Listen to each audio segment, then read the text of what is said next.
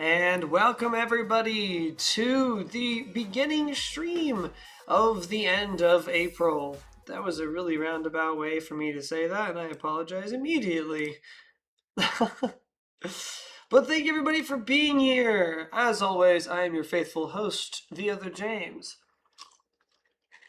And I also realized just now, I've been wearing this outfit all day, but just now while preparing to get on for you guys, I realized that my outfit is so nerdy. I look like a nerd. Which, to be fair, I'm about to do an entire stream where I take on the role of editor for other people's stories that they've written. So maybe I am a nerd. I mean, I'd say all signs point to yes, but anyway, thank you everybody so much for being here. If you are new and you don't know what the heck is happening or who I am or what we're even doing tonight, if you haven't been here since last night, we are going to be reacting to some of your guys' stories that you have submitted. I'm going to be doing some editing, gonna be just reacting to the things that they've written based off the props that I gave. So very exciting. First, we're going to say hi to the people in the chat. We got Sweet Peas in the long form chat. Thank you so much for being here. We've got Tuxedo in the short form chat. And we got the Swannies in the short form chat. Swannies says hi. And look at the first chat. Oh my gosh. The Swannies. The Swannies. I don't know who the Swannies are. I think the Swannies might be new. But welcome. Thank you so much for being here. Really appreciate you being here. This is exciting. Okay. So we're going to go ahead and get started. If my volume is too loud, you guys got to let me know because I don't know. There's no way for me to know at this moment in time. So we're going to go ahead and we're going to switch our settings. We're going to go ahead and we're going to pull up our sandwich stories. Now, as you can tell, apparently some of this has blocked my screen. There we go. I believe that is the correct overlay. There we go. Okay, now let me just adjust a few things. Ta-da! And we are all set. So, we got Bliss in the chat too. Welcome, Bliss. If you guys weren't here for 2 streams ago, Bliss donated 2 streams ago, which means that Bliss has the right to a truth and or dare. At any time during the stream, she can cash in a truth or dare. And as long as I am able, then I must oblige. So I've given her a lot of power, but she earned it because of the very gracious donation that she gave. So, in the meantime, thank you everybody so much for being here. We got a full house right now. This is awesome. Let's go ahead and let's get started. We're going to start with this story. We're going to open it up. This story is titled A Journey for a Sandwich. Now, I need to go into I am in suggesting mode. Okay. Now, I don't know. Can you guys see it over there? I'm just going to add a comment real quick. Oh, you guys need to be able to see that because you cannot. Hold on. Whoops. Get rid of that. Actually, I'll keep that there. Why not? Okay. Now I can adjust the short form chat to be able to fit.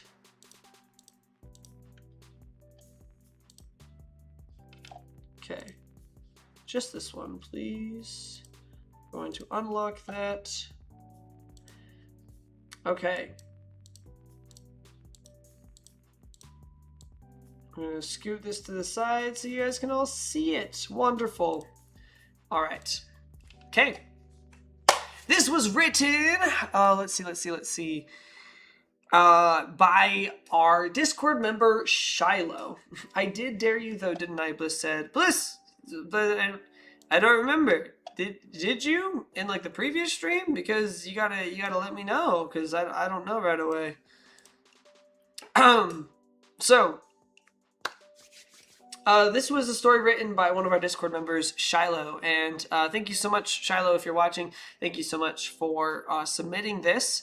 I'm going to go ahead and we're going to start reading through. It looks like I haven't commented at all on this document, which is great. We're going to be able to read and react to it together. So I said add header here just so I could add a comment to the screen to make sure that it's all spaced correctly for the video formats that I'm outputting.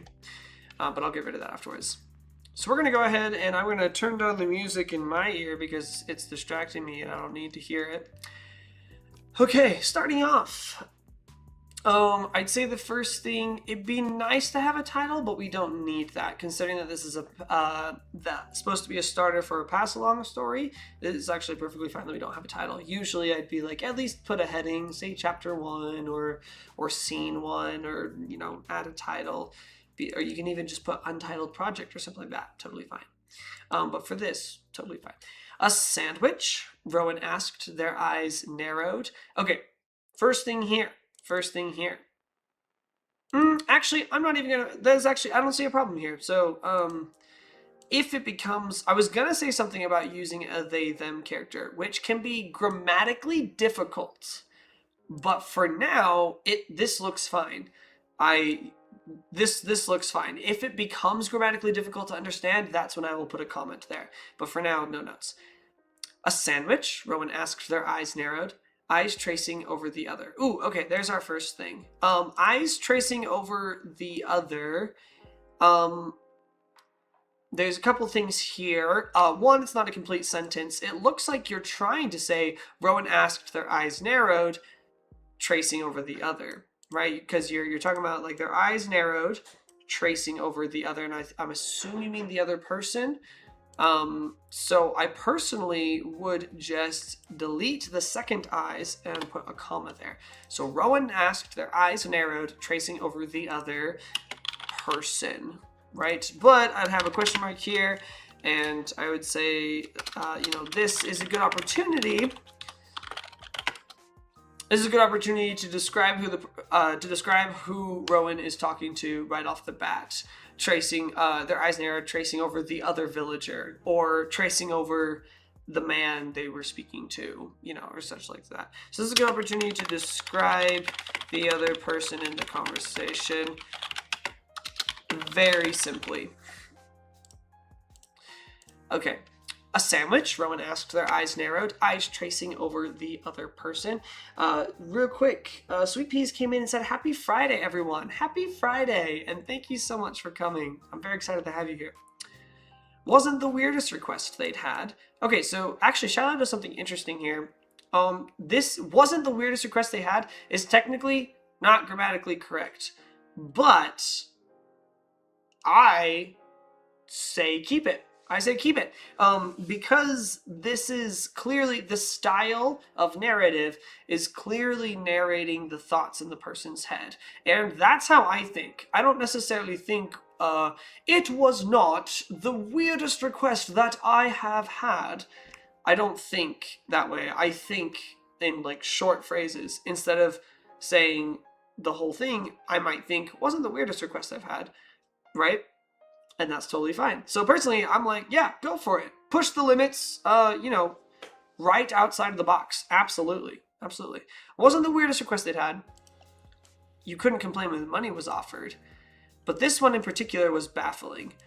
I will say, you couldn't complain when money was offered. I don't know if a comma, I think a comma, so Shiloh used a comma to separate. He used commas on both ends of this phrase right here. I said he. I actually don't know Shiloh's pronouns. I don't. I just know Shiloh from the Discord server. So I'm just using he as like a neutral, like just as like a catch-all at the moment. But if I am corrected, that I will obviously switch. Wasn't the weirdest request they'd had. You couldn't complain when money was offered, but this one in particular was baffling. I personally think commas are slightly too soft of an option here, and because you couldn't complain when money was offered is a very is a phrase that's very standing on its own. Like it's a standalone phrase. It's related to what's happening in the sentence, but personally I would make it stronger than a comma, and I would use what most people completely forgot to use, a semicolon, to separate this. And if you don't like that, then personally, you could use other options are a hyphen, or parentheses. Other options are hyphens or parentheses. Because it's kind of its own thought. And don't get me wrong, the pacing of this sentence I love. I love it so much. Wasn't the weirdest request they'd had. You couldn't complain when money was offered. But this one in particular was baffling. This tells me I gotta stop and praise this work for just a second. This tells me so much about the main character and their thought process. Not just in the stylistic narrative, in the way that the narration sounds like the voice inside this character's head, but also the way that they think. It's not saying like, this was a weird request. It's saying like, oh, they've had weirder requests. Okay, so this person regularly helps people or, answers requests or goes on quests, and you couldn't complain when money was offered. This is somebody who's like, they work for money. They do odd jobs. I know so much about this character already and kind of like their nature and their personality after just 2 sentences. This is amazing. And this is my author, my author endorphins are flying around like crazy. I'm very happy with this writing style so far. In fact, I should probably say this right here. I'll make a comment. Within the first 2 sentences, I already know so much about the character just from the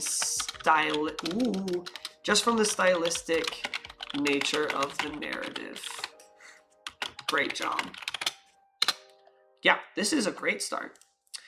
The bearded man, nodding rapidly, his hands fidgeting as they kept clasping and rubbing, only to reach up once more to tug at his beard before continuing to wring his hands. Okay, so I think what you meant to say, which Google gives its own suggestion here, is nodded.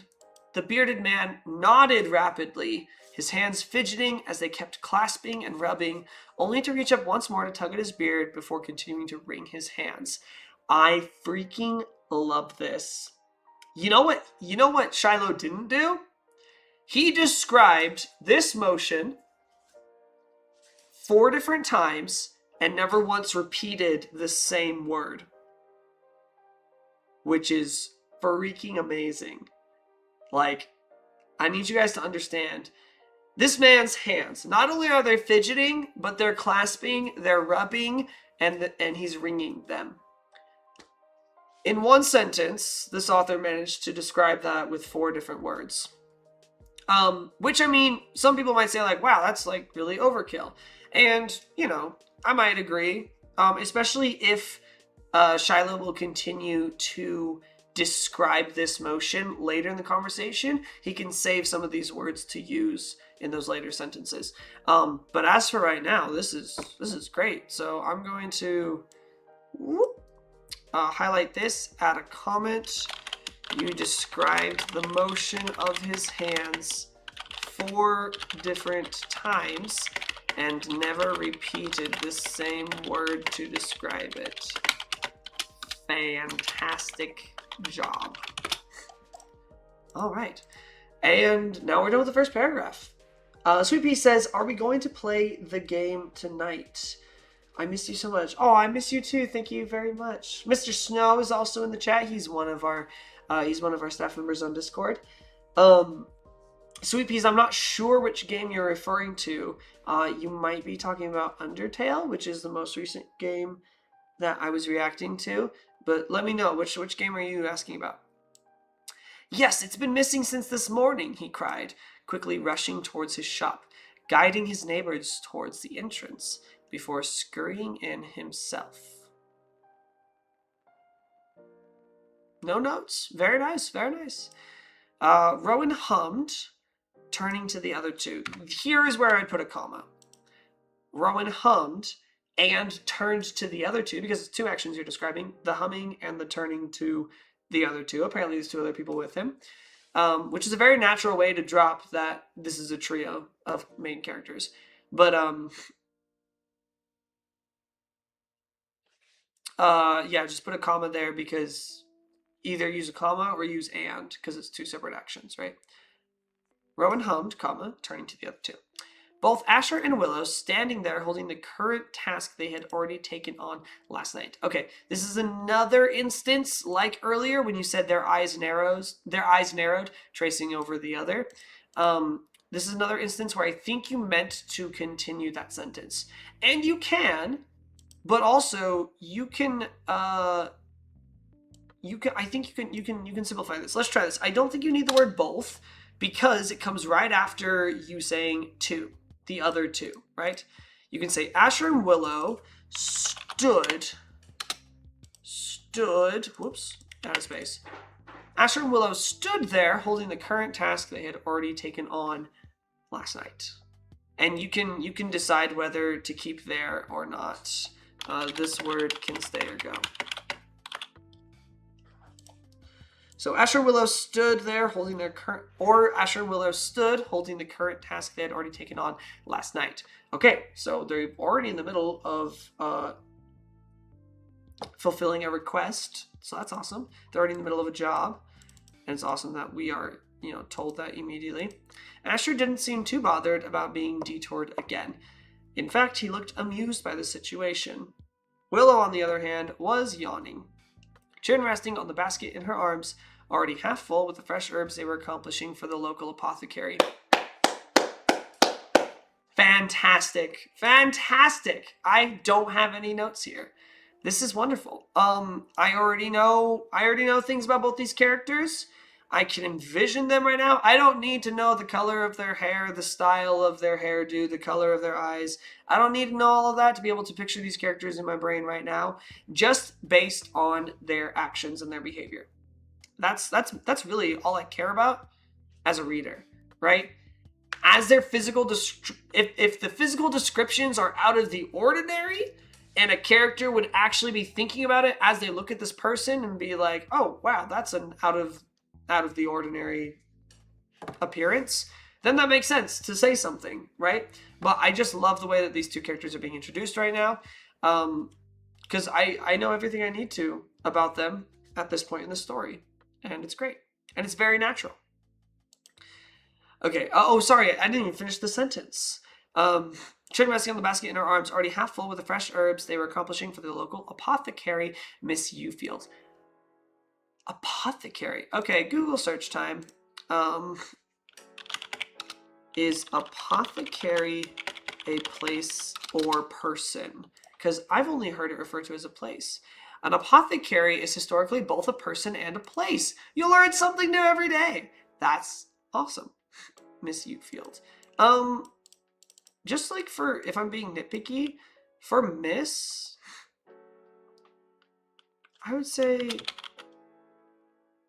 no, it doesn't matter that much. I was saying, like, instead of writing MS period, you could just do MISS, which I think is more in line for medieval times, which is when I'm assuming this is taking place.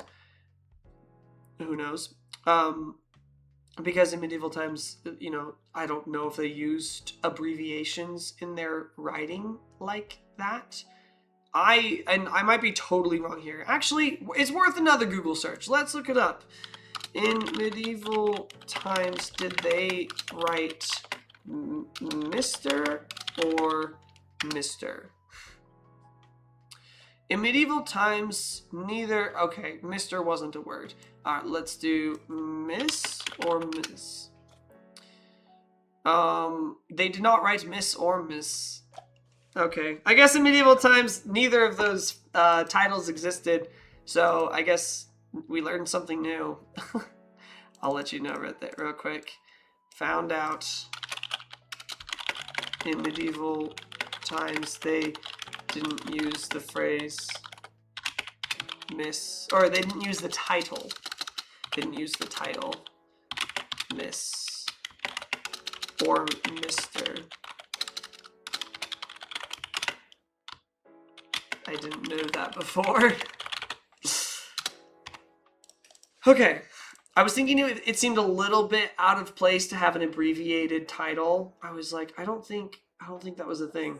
Turns out I was right, just not for the reason that I thought I was. Sweet Pea says, are we going to play the game tonight? The one we played last time.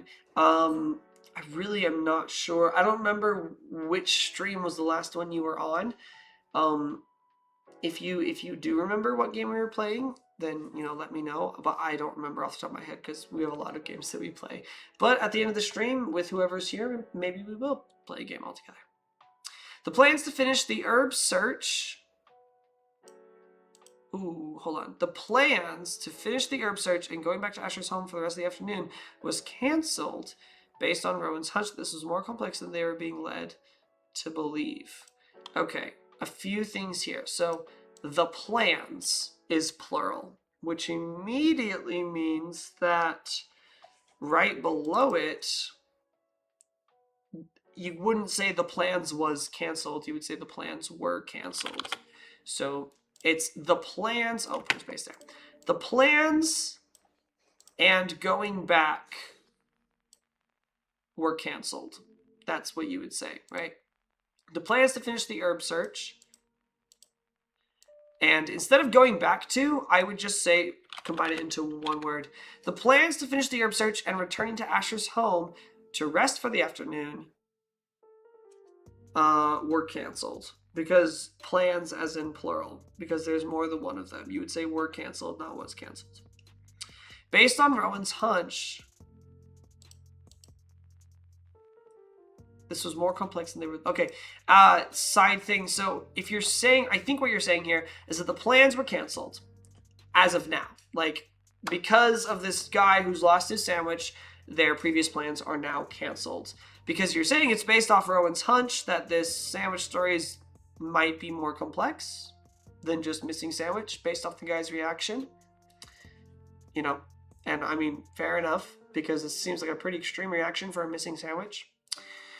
Unless it's a very special sandwich, in which case, magical components, I would probably be suspicious like Rowan is too. So fair enough.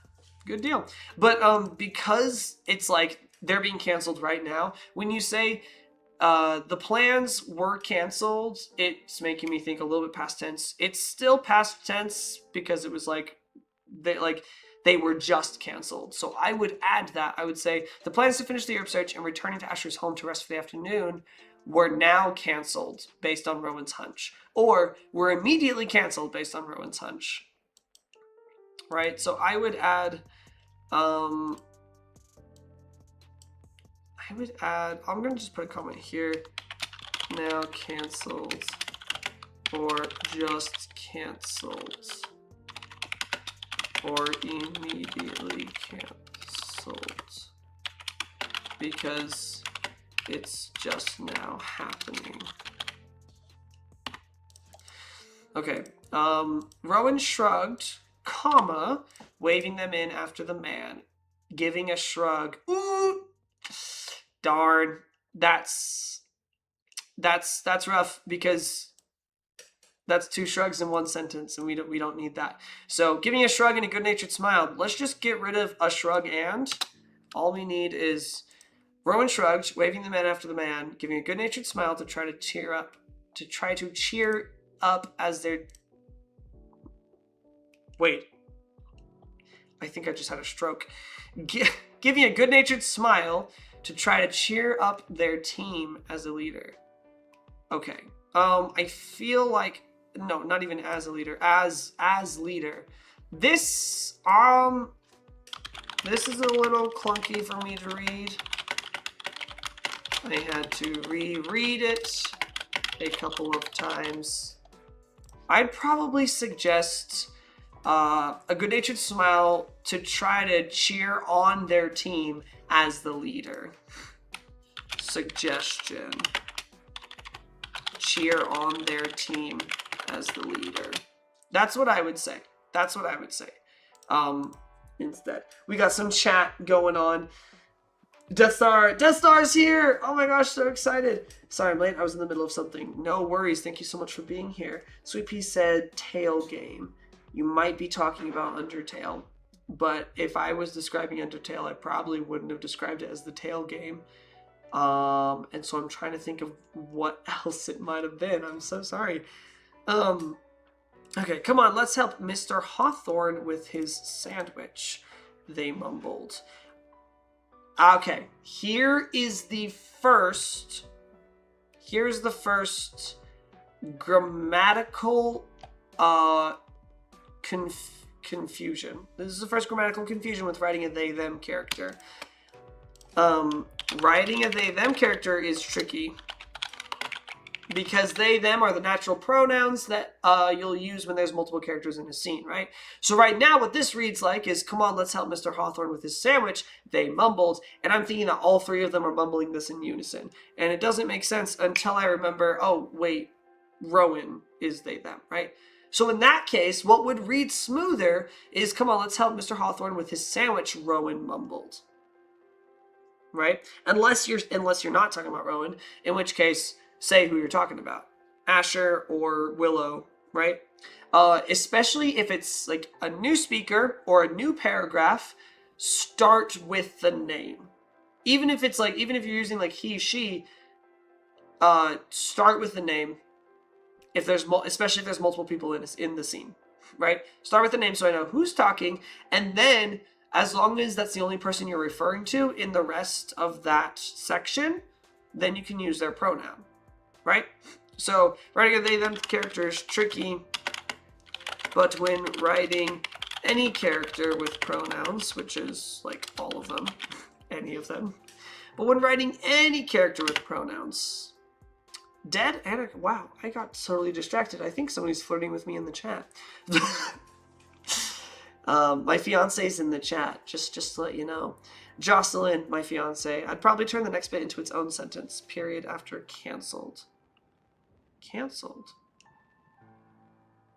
Oh, I'm late to reading that.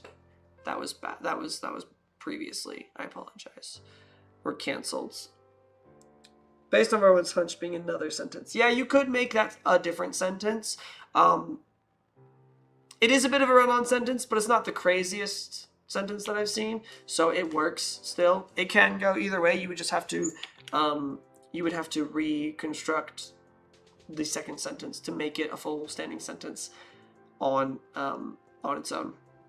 You would have to say, like, Rowan had a hunch that this was more complex than they were being led to believe, which isn't crazy reconstruction. It's just I want to edit without, like, rewriting. I'm not trying to rewrite what they have. I'm going to stick to, like, how they constructed their story and their style of writing, only if it's, like, necessary to say, I would make this a new sentence, right? But in this case, it works either way, as one sentence or as a second one. So what was I saying? Writing a they them character is tricky, but when writing any character with pronouns, and starting a new paragraph, or switching to a new speaker, state their name first, then use their pronouns until you switch to referring to another character in the scene. So I would switch this to Rowan. Rowan mumbled, as Asher snorted, rolling his eyes as he gently guided Willow to follow as she made a soft whine nuzzling against the basket. Do we have to? She mumbled. This is good, because the last character you were talking about was Willow. Willow made a soft whine, nuzzling against the basket. Do we have to? She mumbled. That's where the pronoun usage is good, because the last person you were talking about was Willow, and you were naming her by name. Technically, with like the, come on, let's help Mr. Hawthorne with the sandwich, they mumbled. Technically, the last sentence was, you know, giving a good-natured smile to cheer up their team as leader. You're not referring to Rowan by name.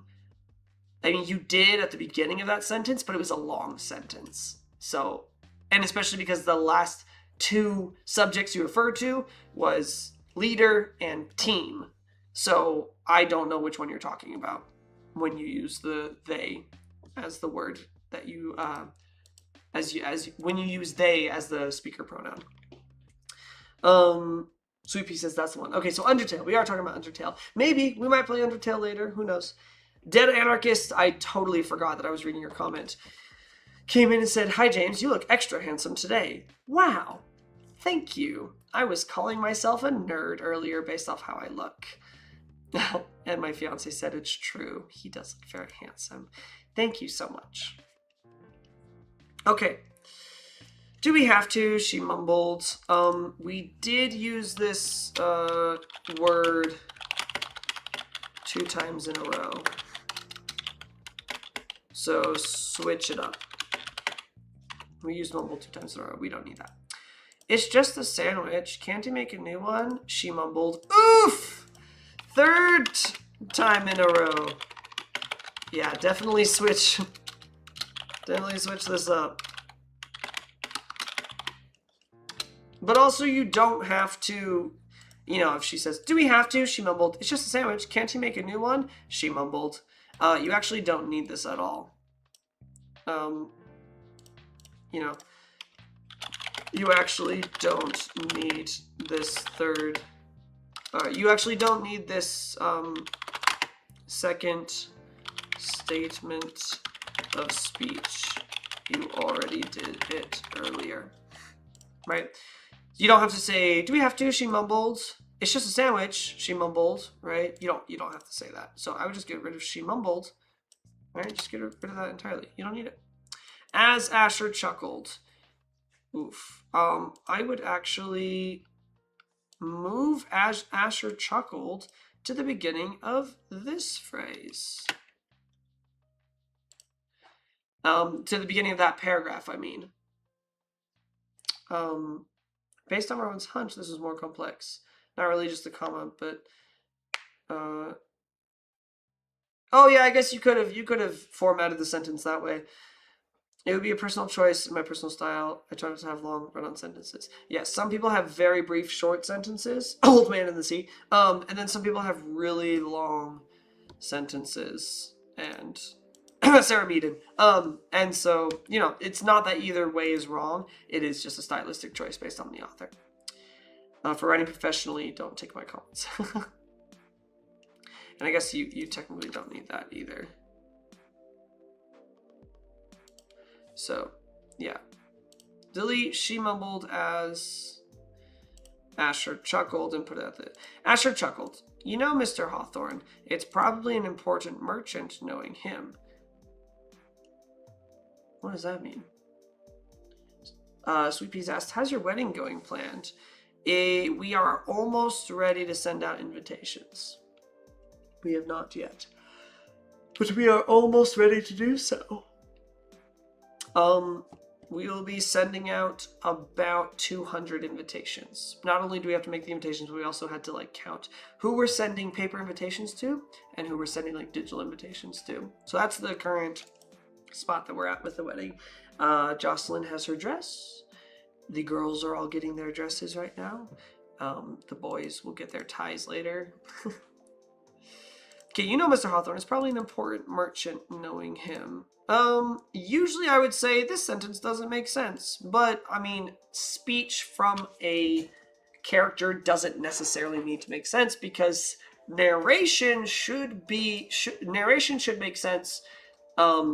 Character's speech does not necessarily have to, because when we speak imperfectly, and it's very characterizing. So, you know, Mr. Hawthorne, it's probably an important merchant knowing him. I would actually say that that's fine.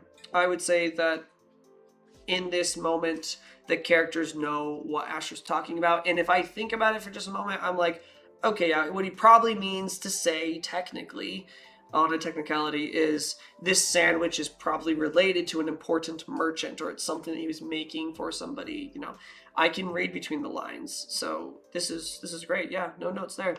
He mentioned as... Asher chuckled. You know Mr. Hawthorne is probably an important merchant knowing him. He mentioned as she honed, nodding. I probably would just say said. I don't think mentioned quite matches here. I don't think that's quite the right word. So I would just use said. He said as she hummed, nodding. He said as she hummed, comma, nodding. Don't forget we had to help him haul in those exotic ingredients 2 days ago. I'm sure it's a fancy rich person sandwich that we'd have to wait a month to get everything for it again. Perfect. That sentence completely solidifies everything that I might have had questions about in the previous sentence. So good job. They offered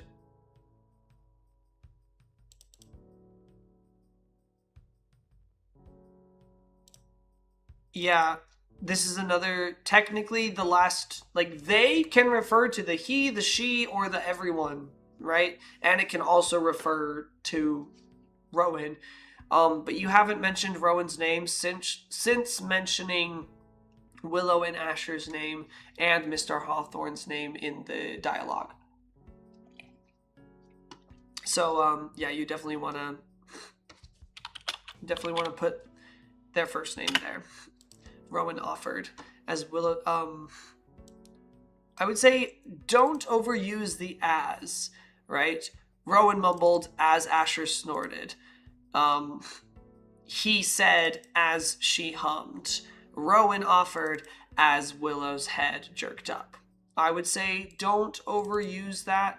Rowan offered, period. And then I would say Willow's head. So I would say, don't forget, we had to help him haul in those exotic ingredients 2 days ago. I'm sure it's a fancy rich person sandwich that we'd have to wait a month to get everything for it again. Rowan offered. Willow's head jerked up, eyes wide and bright smile. And a bright smile. Okay, so Willow's head jerked up, comma, eyes wide and a bright smile. That's so unnecessary. You don't need to just add the A. And a bright smile coming to her face. That reads better. Do you think he has some trimmings he'll let us have? I saw those white and purple. By the way, okay. I just want to say I love this word choice. Every once in a while, I just find a really nice word that I think is like amazing to use in this scenario, and trimmings is perfect. Do you think he has some trimmings he'll let us have? If you guys don't know what that is, brush up on your medieval terminology, I guess. Trimmings is, I'm pretty sure that's talking about, I think technically you can talk about any type of food. I'm fairly certain it's about meat, though, and it's making me hungry just thinking about it. Very rustic language, and I love it. I love it. Do you think he has some trimmings he'll let us have? I saw those white and purple berries. They smelled so sour. Oh yes, here you need at least a comma, but because it's like, it's not a continuation of the same thought, it's a new thought. I saw those white and purple berries. New thought. They smelled so sour. So I would put either a semicolon here or a period. Starting a new sentence. They smelled so sour, she giggled. Using a tilde for punctuation.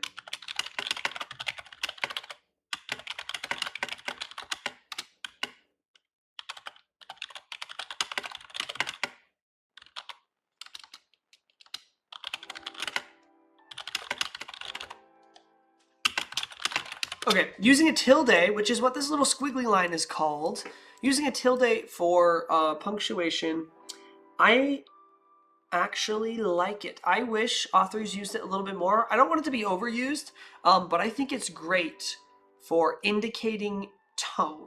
Using context clues, a tilde kind of acts like a hyphen, right? Where it's like the sentence, I imagine when she says, they smelled so sour, I see like accentuation on the word sour. Instead of say, they smelled so sour, I hear her excitedly going, they smelled so sour, and like a lot of accentuation on the word sour. Even like maybe continuation where it's like sour, like where she like drags it out or something like that, rather than just the exclamation mark, which can seem very abrupt. So with the tilde, it adds even just like a squiggly, there's a lot of personality in just like the fact that it's a squiggle, a tilde, instead of a hyphen. That, like, even just a little thing like that can add a lot of personality to the tone that the reader might hear in their voice. The best places where I would use a tilde is when suggesting bubbly energy or seductive energy, which might seem awkward to say.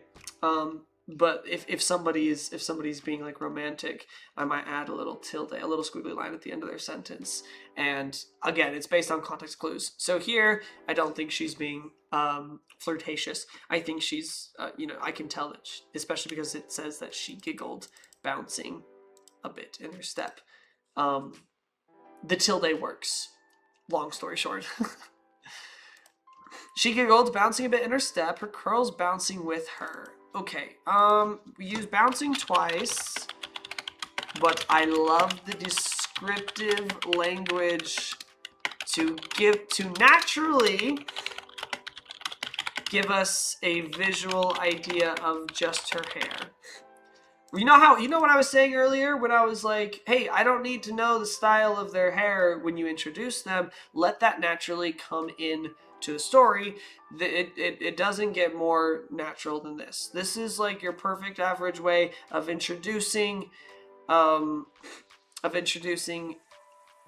physical visual descriptors for a character. It should come with actions or like as they become relative to the story and to what's happening.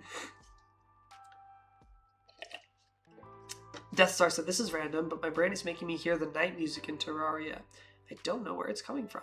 I don't know where it's coming from either. Let me check. Did my music start playing the night music from Terraria? Nope. Nope, still just normal music.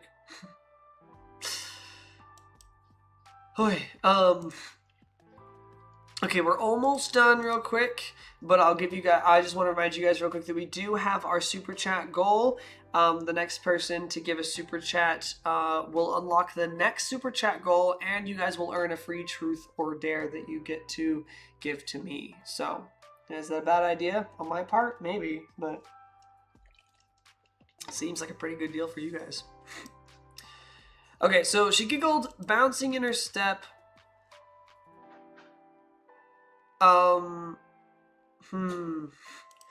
Okay, so here's the thing. Bouncing in her step, or like a bounce in her step, I like that phrase. But I also like the phrase, her curls bouncing with her. So honestly, I would just highlight this because you use bouncing twice. Oh, hold on. Because you use bouncing twice, I would suggest reworking this sentence as you see fit. I love it otherwise. So I'm not going to give a specific suggestion there. I'm just going to let Shiloh decide. Oh, and the beef he had. She lowered her voice as they were in sight now. Mr. Hawthorne nowhere in sight. Yeah, so you said here she lowered her voice as they were, she lowered her voice as they were inside now. This is a good use of the word as to connect two thoughts that are relevant. And the reason why I bring this up is because, you know how I was saying earlier, there's definitely sometimes where you use as, and like I feel like you use it a little too much where you don't need it. This is one of those moments where I'm like, you should use it here, which means be careful about overusing it other places, because then it just like, I begin to get tired of the word, even if it works really good there. So this is a place where I would keep the word as, and I would get rid of the word as in other places. She lowered her voice as they were inside now. Mr. Hawthorne nowhere in sight. I'm sure they'd be delicious together, she chirped. Okay, I do have a continuity question. Mr. Hawthorne nowhere in sight.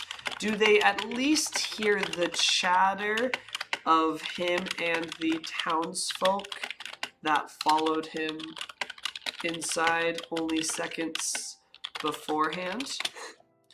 Because if Mr. Hawthorne's nowhere in sight, I would just assume that the house is completely like they don't see him or hear him. They have no idea where he is. That's what I would think after hearing that someone's nowhere in sight. Unless you were to add and specify Mr. Hawthorne nowhere in sight, only the sounds of chatter coming from the back room clued them into his location.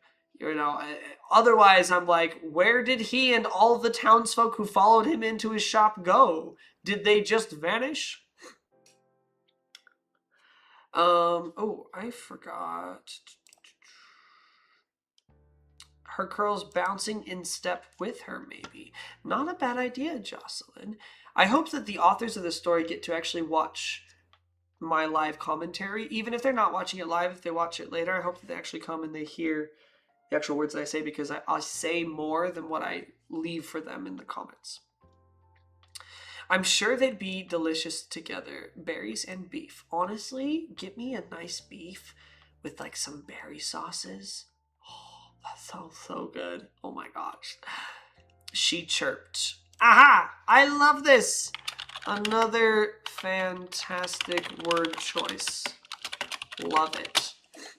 As Asher nodded. Oof! Yep, so get rid of the as again. But come over here. And add that right there. So, I'm sure they'd be delicious together, she chirped.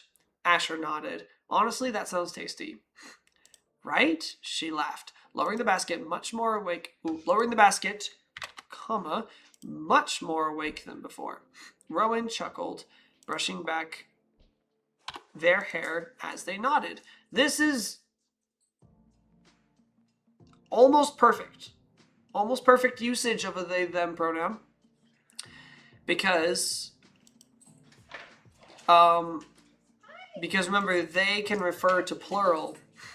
Oh, give me just 1 second. I have some people arriving home, so we're gonna cut to a quick intermission, and I will see you guys soon.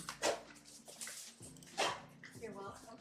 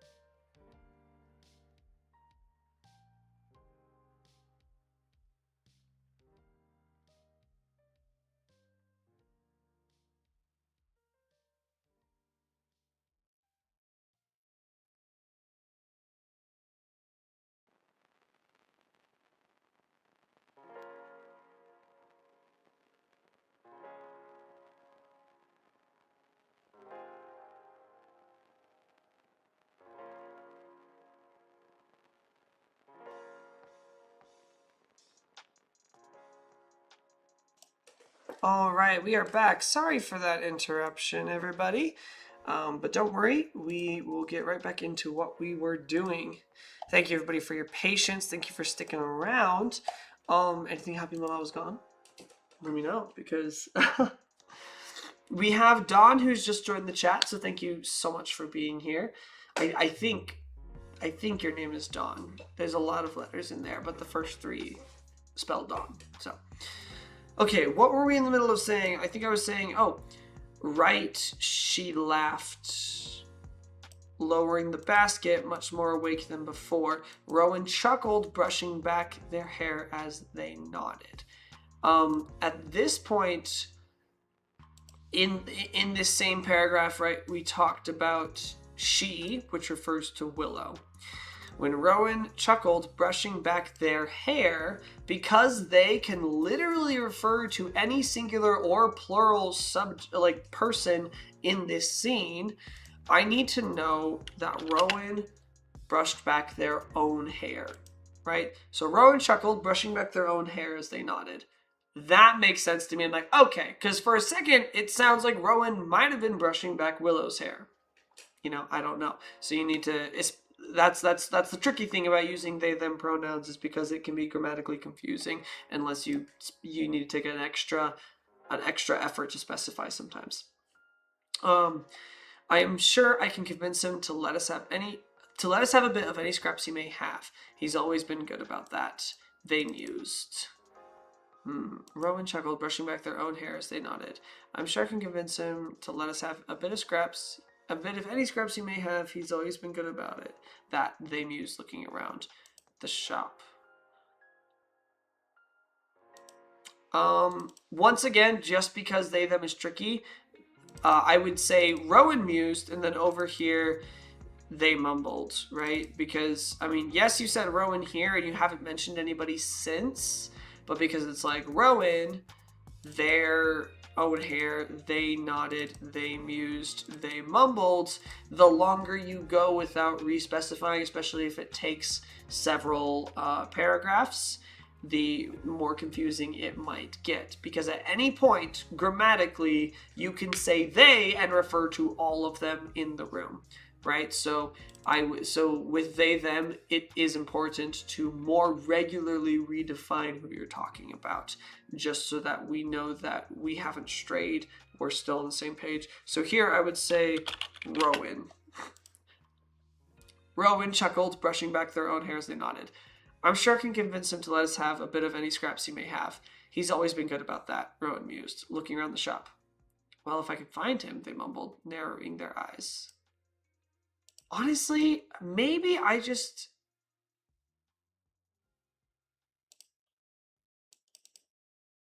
don't know. Personally, I even think that it sounds better. It's like Rowan mused, looking around the shop. Well, if I can find him, Rowan mumbled, narrowing their eyes. I feel like they mumbled, narrowing their eyes. You know, I'd have to do some more research into this, like how people write well with they, them characters, because it's just tricky. It's just tricky because it can get confusing and it can sound clunky because they can refer to literally anything, any subject, plural or singular. There's literally no limit to the way that you can use they. So, you know, it can be tricky. A good use is like, you know, Rowan narrowed their eyes. That makes perfect sense, you know. Rowan narrowed their eyes as if their words summoned... Wait. Oh, no, that's a new sentence. Okay, we'll get to that in a second. J4360 is in the chat. Hello. Welcome back. It's been a while. So glad that you're here. How are you doing? Thank you so much for being here. Okay, Rowan mused, looking around the shop. Well, if I can find him.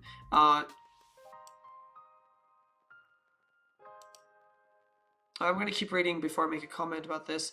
They mumbled, narrowing their eyes.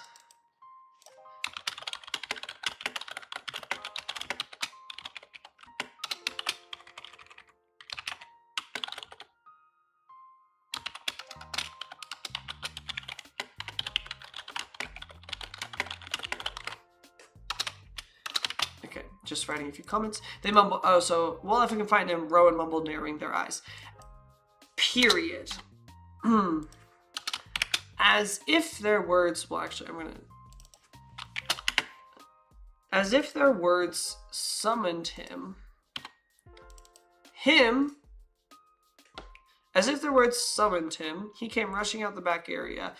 This is okay. I would use his name again though. See, it's not just for they them pronouns. It's for all pronouns that you want to make sure that you're redefining who you're talking about, at least semi-regularly, but even more so with they them pronouns. So it doesn't get confusing. Mr. Hawthorne. So, as if their words summoned him, Mr. Hawthorne came rushing out the back area, holding a plate and a few familiar bags from the shipment. My question here: where did the townsfolk go?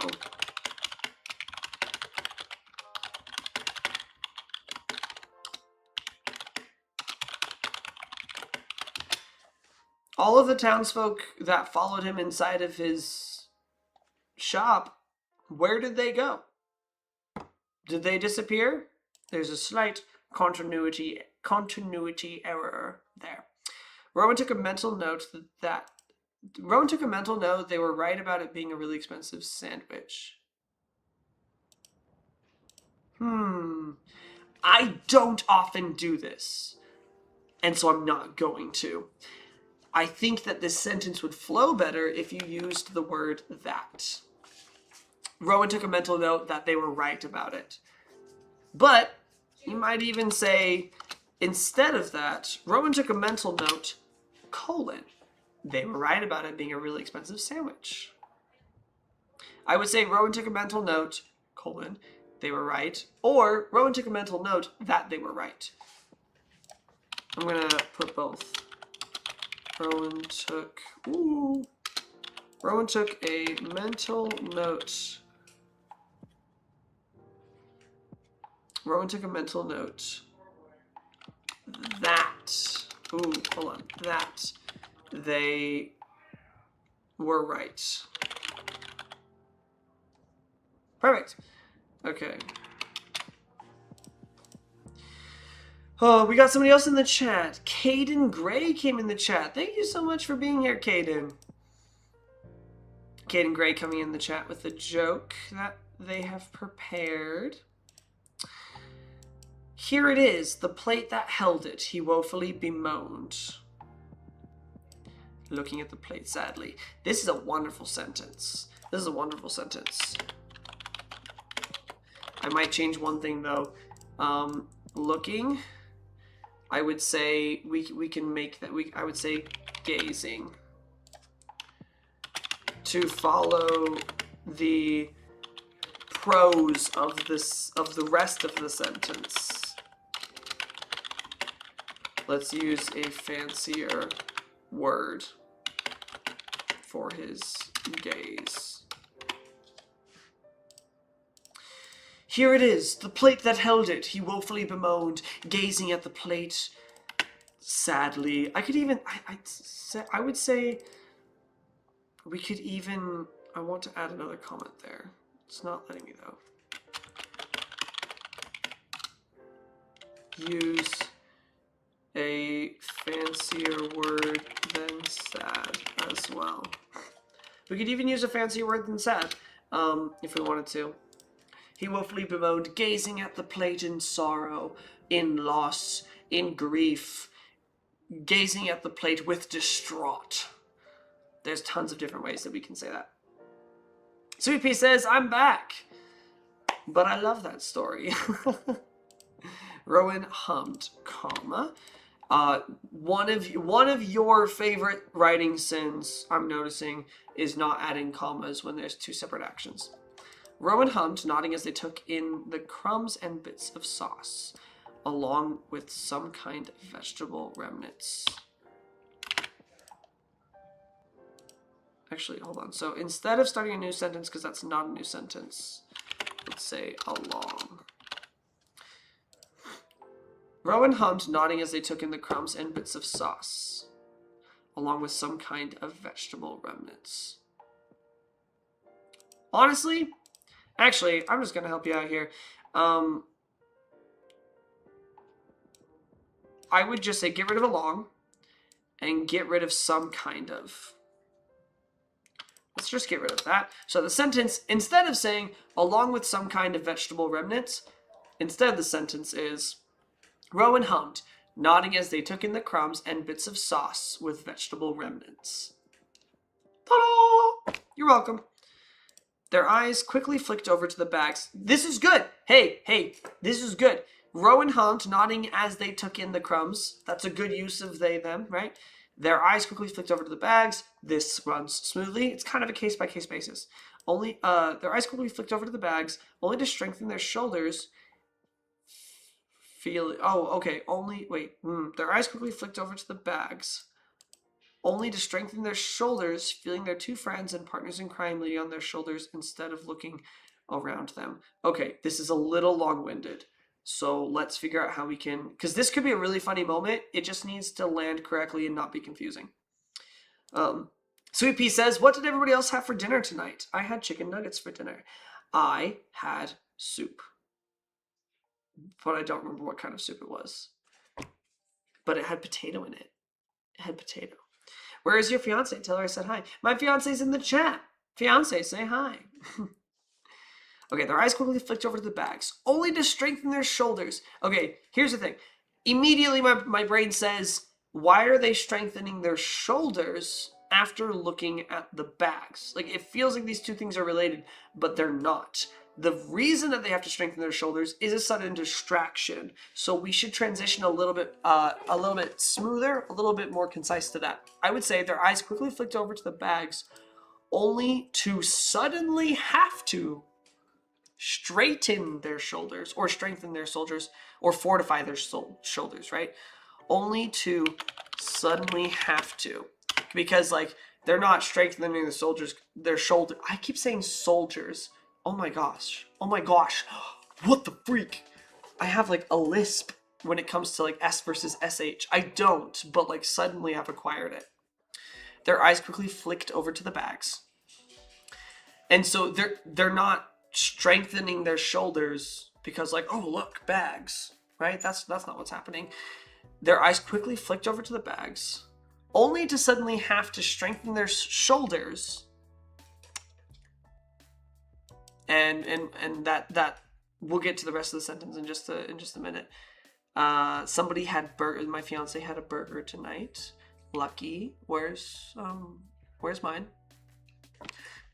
Drive over here right now. Where's my burger? I'm just kidding. That's very very misogynistic of me. I did not mean that. Okay, their eyes. I would even get rid of quickly here because this is going to be a long sentence no matter what. Their eyes flicked over to the bags. Honestly, their eyes flicked to the bags. Their eyes flicked to the bags, only to suddenly have to strengthen their shoulders. Strengthen their shoulders. That's kind of a tongue twister. Only to suddenly have to strengthen their shoulders. Here we'd put a comma. Feeling their two friends and partners in crime leaning on their shoulders instead of looking around them. We can shorten this, or like we can dial this in a little better, I think. Let's see. Okay, I'm just gonna delete this whole thing, and we're gonna workshop it our own way. Okay, hold on. Woo. Okay. Only to suddenly have to strengthen their shoulders. Just say because both partners in crime. You can say both friends or both partners in crime, but I would just do one. We don't need to hear both, because both partners in crime.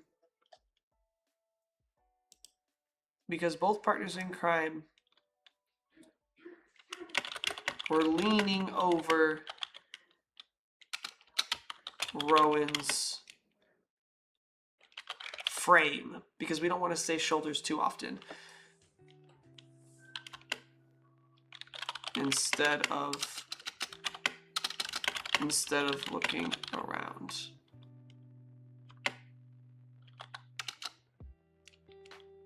Instead of looking around.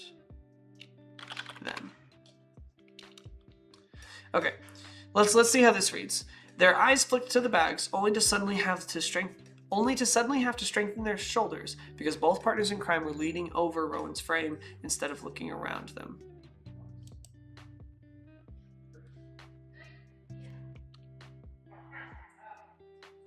It's hard because like there's 3 different people in this sentence, and so using them is difficult instead of looking around them. And like them also refers to Rowan's shoulders right now.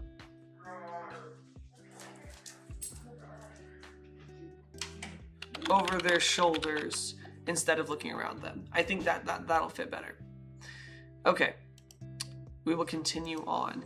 They gave a small sigh, and at this point, because we just spent like an entire sentence referring to multiple people and multiple shoulders, I would say let's use, oh gosh, wait, hold on. I want that to be a completely separate edit. So I would say Rowan. No, I would, I didn't mean to do that. Hold on. Let's add a space. No, this is ridiculous. Just make it a different thing.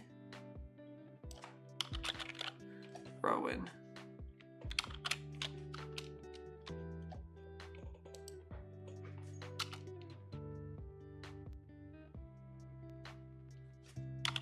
Rowan. The jumping jacks and gymnastics that I have to do to make this comment look the way that I want it to is crazy. Rowan gave a small sigh through their nose, looking to the ceiling for strength, before looking back to their worried neighbor. That's fine. I feel like we're using the word looking a lot, and we don't really, I mean,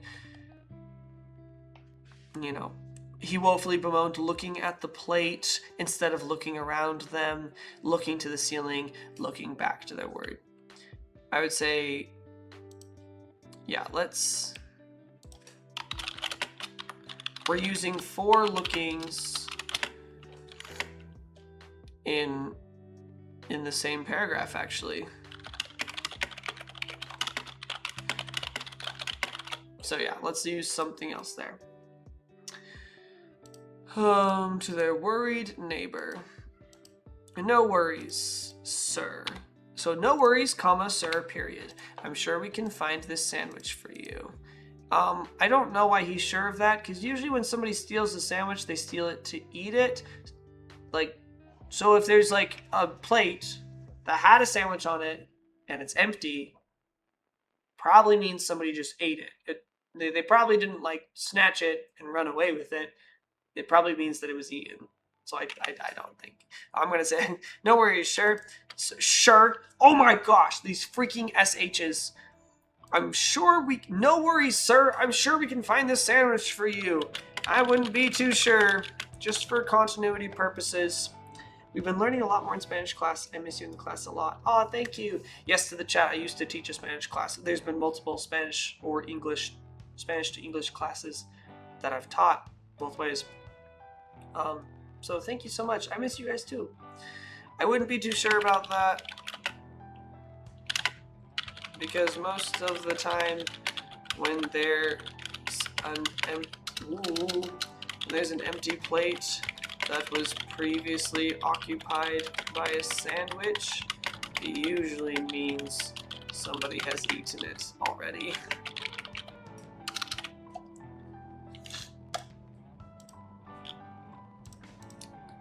Okay, I will say I fear it may have been, oh, never mind. I should have just read one more sentence on. I will say I fear it might have been eaten, though. They offered softly. The man shook his head. Okay. Yeah, so at that point, oops, never mind. I didn't read far enough.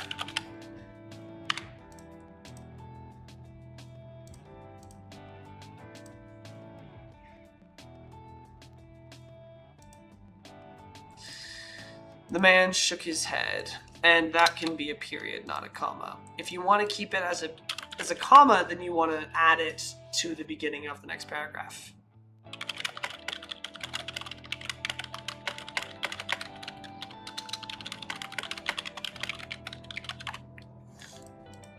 I'm glad you'd think that, but there's a charm on it. You actually don't need a comma here. Only the client who ordered it may eat it. I don't take such a respectable customer and such a high, risky paid sandwich lightly. Okay. So first of all, I have one thing. I have a couple things to say. Only the client who ordered it may eat it. Wonderful, sensible world building. Like, let's be real. I've thought about this several times. Like, with like the Harry Potter world, there's a lot of things. Like, if you could do magic, then I feel like there'd be a lot more like auditing, even for something as simple as like DoorDash security. Right? If you like if somebody orders a sandwich from a magical shop, right, they can enchant the sandwich so that like it is ensured that it will arrive to its destination without anybody else stealing or eating it. Like that makes sense, right? So this idea where it's like, oh no, this was a sandwich for a very important person. It was a very big order, so there was a special enchantment on it that only the person who ordered it can eat it. That totally makes sense. That's like a sensible use of magic in business as like a regular staple of this world. So that's fantastic. Absolutely. That's like good thinking. Good thinking. I don't take such a respectable customer and such a high risky paid sandwich likely, young one. I'm just gonna be completely honest. This phrase does not make sense to me at all. Like, I feel like there was just a bunch of fancy words thrown in there that like didn't really mean anything. If you were to say such a highly paid sandwich, that makes more sense. Like, it means it was expensive, right? But such a high risky paid, like those three words in that order don't really make sense. Such a high risk sandwich, that makes sense. But high risky, what does that mean? Also, risky paid? Was it was it kind of like black market? Like shady exchange? That doesn't make sense. But also, like, I don't take such a high risky paid sandwich likely. What does that mean? What does likely mean? I don't know what this last phrase is trying to say. I mean, I can figure it out, but I would say I think they meant lightly. Oh, and my fiance just said that in the chat. I think you meant lightly. So, high paid makes. Okay, hold on. I'm gonna write this down for him. High paid makes sense. High risk makes sense. So high paid and high risk makes sense. High risky paid. High risky and risky paid do not make sense, though. What does that mean? Also, I think you meant lightly, not likely. Okay, we've got that dealt with. Let's see. Oh, there's a lot of chat I have to catch up on. Somebody missed you, or was you missing me? Wait, what? Was you missed?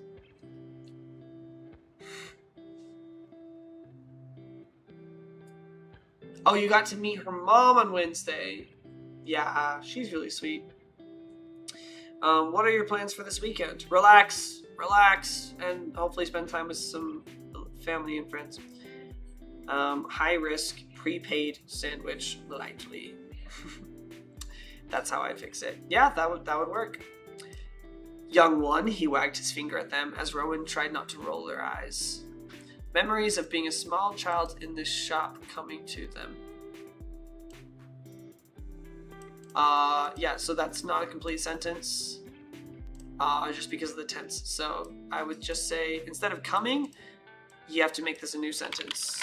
So instead of, I would say, memories of being a small child in the shop came back to them. Understood. Understood, comma, sir, we'll get on it. Could we have any scraps? Willow asked, as Asher nodded. Ooh, stop using that. At this point, I'm just like annoyed with it. Willow asked, period. Asher nodded with that smile he used to charm people he wanted something from. That's a good sentence. And unfortunately, don't start your sentences with and. Listen to your English teachers. You usually don't need to. Hold on. Actually, I'll just, instead of saying and unfortunately, just say unfortunately. Unfortunately, oh, and, comma. Unfortunately, it worked far better than most would expect. Oh, tilde. Again, good use, because he's like switching up his vibe. He's like, oh, it's dragged out. There's a lot of personality and accentuation to this. Oh, you little rascals. And a tilde makes sense. But of course. I'd put an exclamation mark there. That's just me. No, you don't need that. That's optional. Here. He scurried off to the back, only to come back. Only. Unless they're disappointed by the size of the bag, you don't need to say only here. He scurried off to the back. Actually, hold on. He scurried off to the back and came back. We use back 2 times and it means something different. I would say he scurried off to the back and returned. And returned with a small bag. There you be. Once again, I like the freedom of expression you're using here. There you be. Now please, comma, please find it. It shouldn't expire anytime soon, but I wouldn't want my customer coming back and asking for it only to be empty-handed. You're technically referring to the customer there, but it's dialogue, so he can mess up, but I don't think you're intending for him to mess up here. I think this might have been author error. I would say, I wouldn't want my customer coming back and asking for it only for me to be empty-handed. Mr. Hawthorne cautioned. I don't know if caution's the right word. He's not really cautioning them, more urging them. So I'd probably say Mr. Hawthorne urged. As the trio all agreed, I don't think you need the word all. As the trio agreed, comma, giving their thanks and goodbyes as they stepped out of the shop. Fantastic. All right. Thank you, everybody. We've spent an hour and a half on this. And this is, I saved the 3 longest stories for this stream, which I don't know why I did that. I did the 3 shortest first. But overall, this was pretty good. It was pretty good. I would give this one a sandwich. Okay.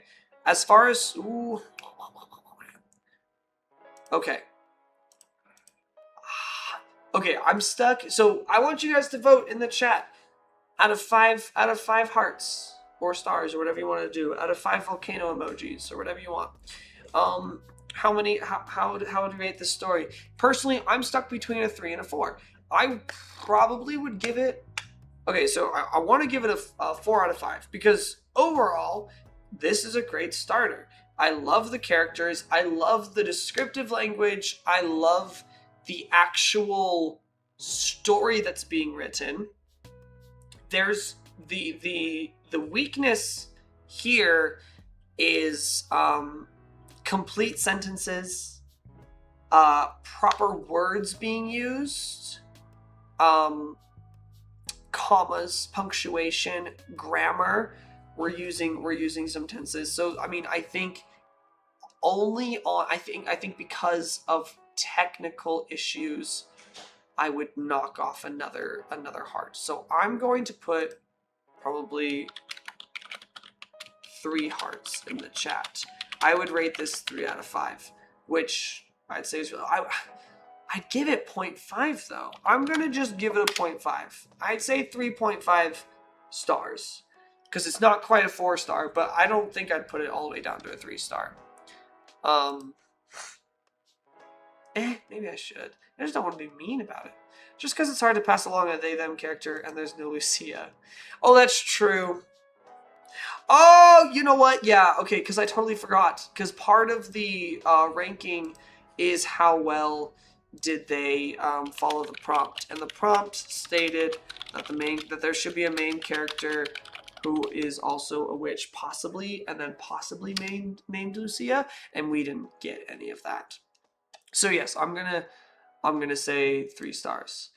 Sweet Pea says I would totally buy the book. I mean, honestly, yeah, I think this is a great starter. There's obviously some editing that needs to be done, but personally, I love these characters. I would love to keep hearing about Willow munching on like the beef trimmings that they got, or and maybe some lettuce. I don't know. I would love to see, you know, where their investigation leads them. I like the characters. I like the world building. I like the story that we have so far. So this is something I would definitely love to continue to read. Yeah. Um, but yeah, with that, we're gonna take another intermission. We might be streaming for a little late today just because we're hoping to finish the other 2 stories, but I need to get up. These are like pressuring the side of my head. I need to get up and get some more water. So we're going to take a quick little intermission. We'll be right back. Don't go anywhere. The next story coming up is called The Sandwich.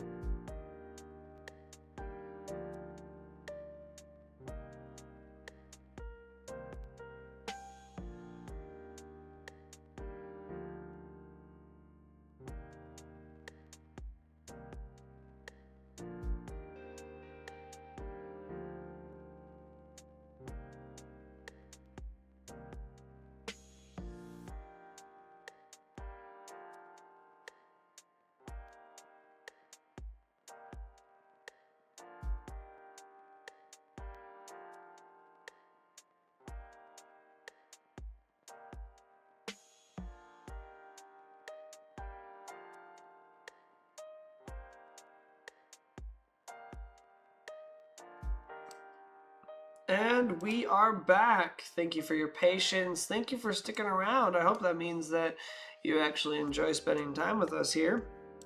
And really, thank you. I know my voice can sound really sarcastic sometimes, but I hope you know that I'm completely genuine when I say that. I really appreciate everybody who sticks around and enjoys the time together. Our book, Lizzie the Lizard book, is taking forever to write. I mean, yeah, writing a book, writing any sort of story is a lot of work. But we're gonna go ahead and we're gonna start with this one. This one it looks longer, but it's also double spaced. Not double spaced with each line, but like I think there's more space in between each paragraph. But another plus to this is that this is a story that I've previously also gone through and done edits of. So hopefully this might go a little faster. So this is from our friend Liz, and Liz is somebody that I've worked for in the past. You guys can, she has her own author videos. She did this quick little submission for us. I'm gonna say there were immediately out of like the 5 hearts that we have, the 5 stars that we're rating these stories off of, immediately one does get knocked off because the prompt was to give a starter, and this is a complete short story. But we're still gonna read through it. I found it super entertaining mostly because I'll let you guys find it. I want to just remind everybody, one, that we have our chat goals currently. The first people to donate in the long form and short form chats will get a free truth or dare that they get to bestow upon me. I bumped my microphone, sorry. I know that's an unpleasant sound. But I also want to real quick just remind everybody that when I edit these stories, I may be a little Gordon Ramsay about it, but it is all with the intent of constructive criticism, not to bully or demean. So, this story is called The Sand Witch. The very beginning, it says, I wrote this note for her, and you can see it better in the long form chat, but I'm going to basically sum it up. Right off the bat, I noticed 3 things about our friend's writing style that aren't my favorite. They're not necessarily wrong. I just personally don't prefer it. The first thing is first person point of view. There's a lot of stigma surrounding it. I do share the mindset that first person point of view just isn't the best. It can be done. Hunger Games did it well. But I cringe a little bit every time I see somebody starting with first person point of view, because most of the time it is kind of a sign of an amateur writer. Not always. It's just the statistics. It's more likely that this is somebody who isn't an experienced writer. But we're coming into this knowing that Liz is an experienced writer. And this is also a very low stakes submission for her. And then the other thing is present tense. I move around my shop. Present tense, as you may have heard in the last live stream that we did when I was editing stories there, present tense is another thing that I'm just like, that's like double bad combo with first person point of view. I don't like it. Don't write in present tense unless you're saying something that's happening right now, or you're role playing or such. There's no reason to use present tense. Don't do it. Use past tense. Use past tense when narrating a story. It's better. It's better. And then the third, I wrote a third thing here. I said a main character narrating directly to the readers. Yeah, that doesn't work a whole lot like, I guess it's kind of breaking the fourth wall a little bit, narrating like prologue directly to the readers. It's a bit of an info dump. It's kind of like, you know, thousands of years ago, all the elements lived in harmony, but that all changed when the Fire Nation attacked. Except Avatar: The Last Airbender does it well, and it's not part of the story. Like, the character isn't in a scene and immediately looks to the camera and starts narrating this. It's just part of the introduction in each episode, which is that's a different case, right? But an info dump at the beginning of the story with the main character speaking to the readers outside of dialogue will always pull me out of the immersion I could be experiencing. It's not wrong, but very, very, very highly, highly, highly recommended against. So those are the three things I'm going to get out of the way right away. I'm going to get out of the way right away. But we're gonna go ahead and we're gonna read. I move around my shop filled with magical hourglasses and sand-based knickknacks. See, if we were role playing, this present tense and first person point of view would work really well. There was once a time when I was a feared sand witch, able. Ooh, hold on. Actually, feared sandwich. Okay. There was once a time when I was a feared sandwich, about to bend and move small particles of dirt at my whim. I think she meant to say able to, so that's what I put there. Able to bend and move small particles of dirt at my whim. After reading through the entire story, she never uses her powers once in this story. In fact, she never demonstrates any magical ability at all in this story. Which, to be fair, she did say, there was once a time when I was a feared sandwich. But she doesn't specifically say that she, like, can't do the magic anymore. So, Sweet Pea says, I want some chips now that we're talking about food. It's making me hungry. Well, I don't think this story is going to make you very hungry, actually. If I remember correctly. But now that I've retired, I've opened a shop for small trinkets, a dream I'd always had. Awesome sentence. Awesome sentence. A customer walks into the shop and walks around. Once again, don't use a word twice in a row, especially in the same sentence. Don't use walks twice to describe the same person in the same sentence doing the same thing. Use looks around the shop, or other fancy verbs that you can think of. He's got broad shoulders and a beefy build. Covered in leather armor. Ooh, I missed this the first time. This should be, Oh, I'm not suggesting. I need to be suggesting covered. Ooh. Excuse me. Okay, he's got broad shoulders and a beefy build, covered in leather armor. Honestly, I might even say clad in leather armor, because that is a verb that's more suitable for armor particularly. Clad in leather armor and has larger than normal hands. I said with larger than normal hands, that's just easier. Larger than normal hands. I mean, you could just say large hands. Because larger than normal hands are just large hands. So, he reminds me of the barbarian orc I once traveled with, Jarmad. Solid backstory, flashback moment. Jarmad was a lover of jerky and causing pain. The comment I put here was just that I laughed. I thought that was funny. He and a female goblin, Mefla, had found me relaxing on a beach one day and invited me to travel with them. We had traveled to many dungeons. I don't think you need the word had there. We traveled to many dungeons and defeated hundreds of bandits on our quests.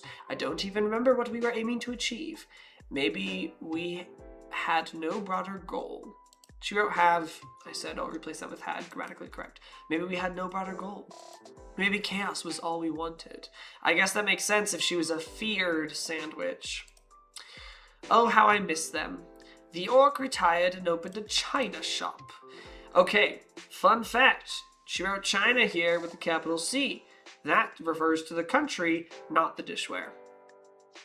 If you want to refer to the type of dish that is like China dishes, then you want to use lowercase c. And the goblin started a dance studio, which also kind of makes me laugh. And I opened my beachside trinket shop. You know, don't start a sentence with the word and. Just say something like, all while I opened my beachside trinket shop. Excuse me, the person walks over. Yeah, especially after getting his description earlier and then calling him the person, that's a little bit of a letdown. We can describe him a little more. Real quick, in the chat, the mysterious nobody. Is this AP English literature and composition? First of all, flattering that you think that I'm that good.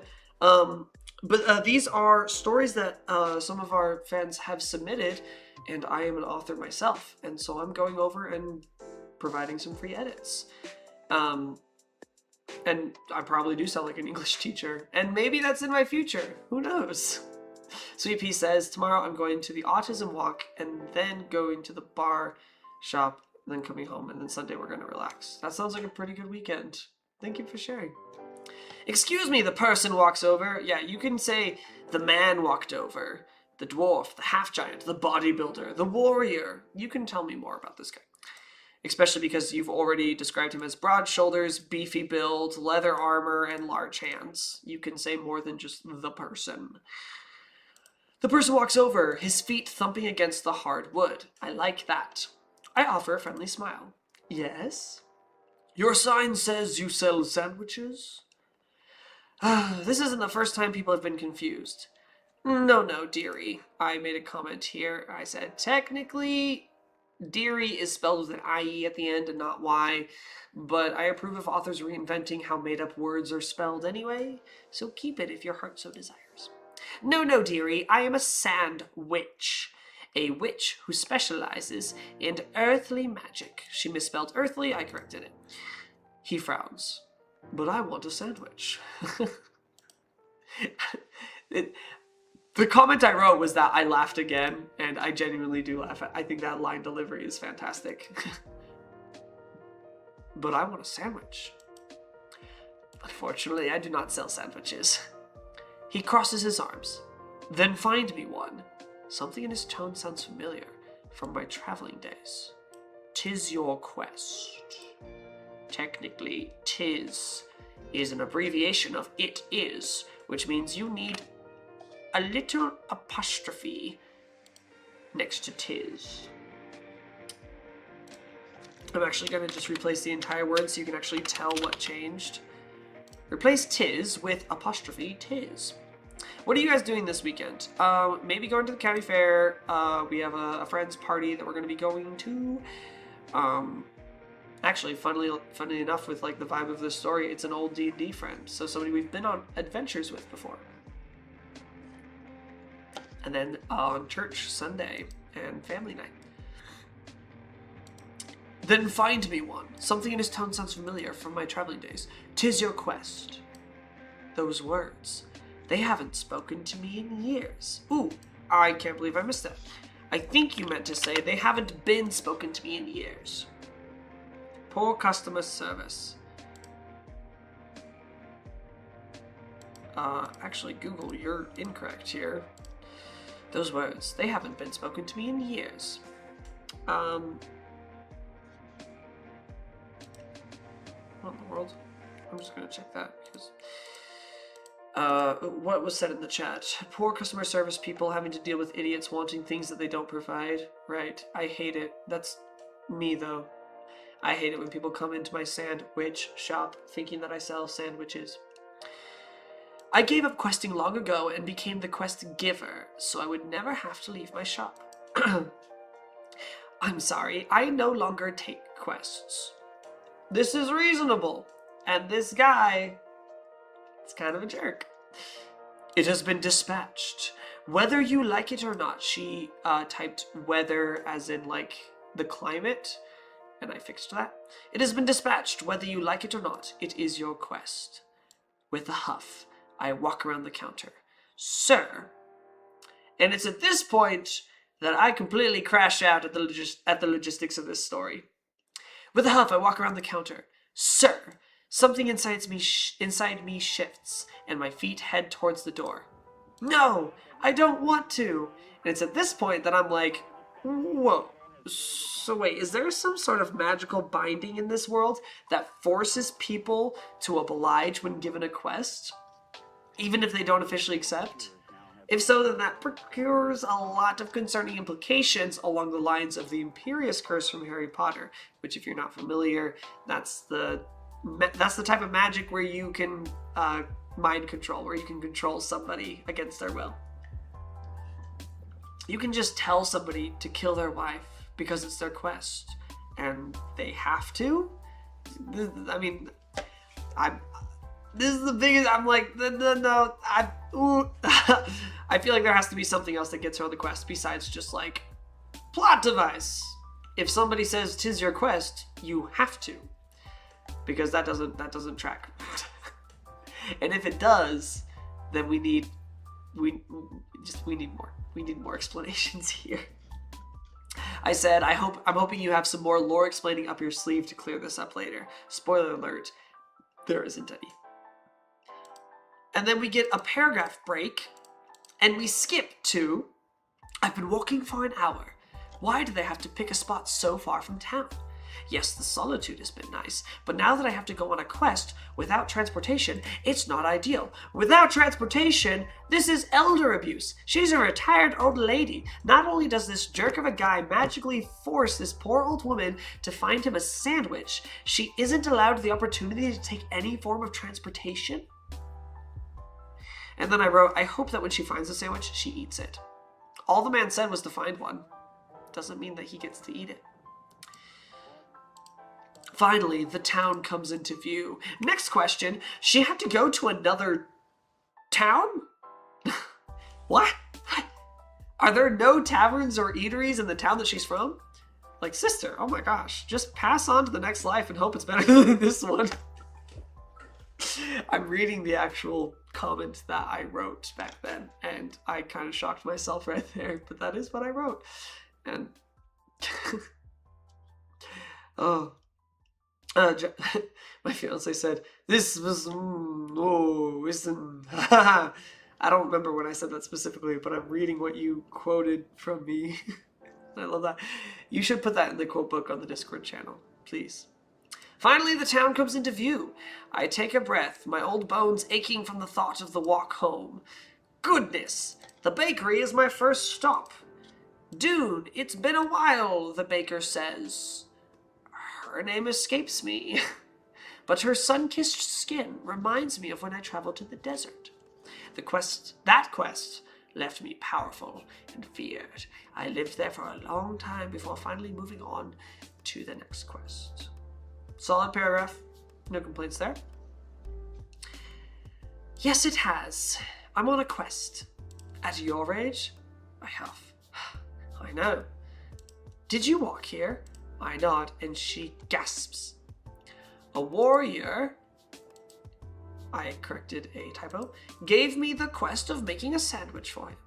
A small smirk crosses her lips. What fun wordplay. I put a comment here, not because there's anything wrong with how this is written, I had a thought. Actually, now that you mention it, his actual wording was, then find me one. 'Tis your quest. If this was a genie wish, he'd be screwed out of a sandwich so fast. And even if you consider his last sentence before that, in which he says, but I want a sandwich, she technically could have been like, well, you found one. You know, gesturing to herself, because she's a sandwich, because verbal commands don't specify spaces, word count, or spelling.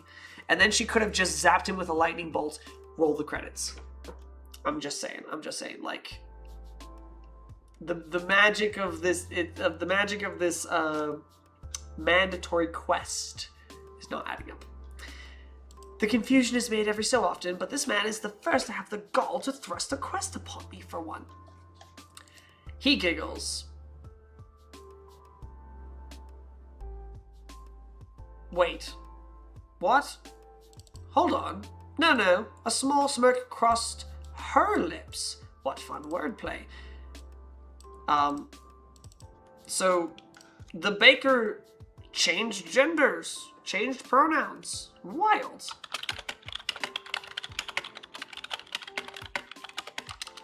The baker changed pronouns from when the small smirk crossed her lips. And if you meant to say that a small smirk crossed the sandwich's lips, which apparently her name is Dune, then that needed to be specified and separated from the dialogue that the baker was delivering. He giggles, grabbing 2 loaves of bread. Another typo I fixed. She wraps them both. Yeah, I think she probably just missed the S for she, because the gender changed again here. 1 for you and 1 for your quest. I take out some sand coins and begin counting. It's on the house, dear. You send many travelers my way, so see it as me returning their favor. Alright, there's at least one decent person living in the next town over. Follow-up question. If she doesn't remember the name of this person, how does she send customers her way? I mean, I guess you could say, like, oh yeah, there's a bakery in town. Tell them that the sandwich sent you. But if she remembers to say that, wouldn't she remember the name of, maybe dementia? I don't know. I take the bread. Thank you, dear. I slip the bread into my bag and make my way out of the bakery.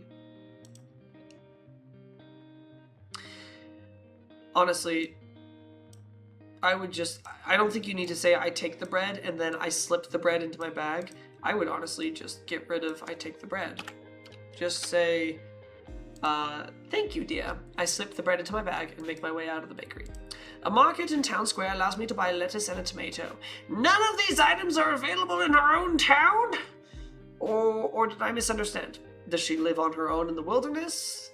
If so, that must be bad for business. Just saying, if she runs a shop and regularly directs customers to the bakery, I mean, especially if the kinds of customers you get are the kind that command you to do the most cliche, misogynistic tasks ever. Because bro literally said, woman, make me a sandwich. It's so bad. Oh my gosh. The salesman was kind and accepted my sand coins without hesitation. I noticed a trio of travelers talking to a man with a cart, remembering how my crew used to travel long distances the same way. That's not a complete sentence. So add it to, remembering how my crew used to travel long distances the same way. I walk over. Make it a comma instead of a period. Excuse me, what direction are you headed? I ask the cart man and travelers. I can't believe I didn't notice this before, but cart man. Let's Google this real quick. What do you call a cart man in medieval times? A carter. A cart man was actually called a carter. So now we know. Now we know. You learn something new every day. I ask the carter and the travelers. To the east, then to the north, answers the cart man. Another typo, the travelers nod. I smile. Do you mind taking me to the east? I am headed to the beach side, and my feet ache from the walk here. The cartman scowls. You walked that distance in your state? He nods. I can take you all the way if you like. I wave a dismissive hand. You'll be cutting my walk in half. That's more than I need. Thank you. Another typo I fixed. The cartman nods. The trio and I climb into the back of the cart. I would say you don't need like a whole new paragraph to say that. No, don't delete the paragraph. I would just say, hold on. I would just put the right there. That's probably what I would do. The trio and I climb into the back of the cart.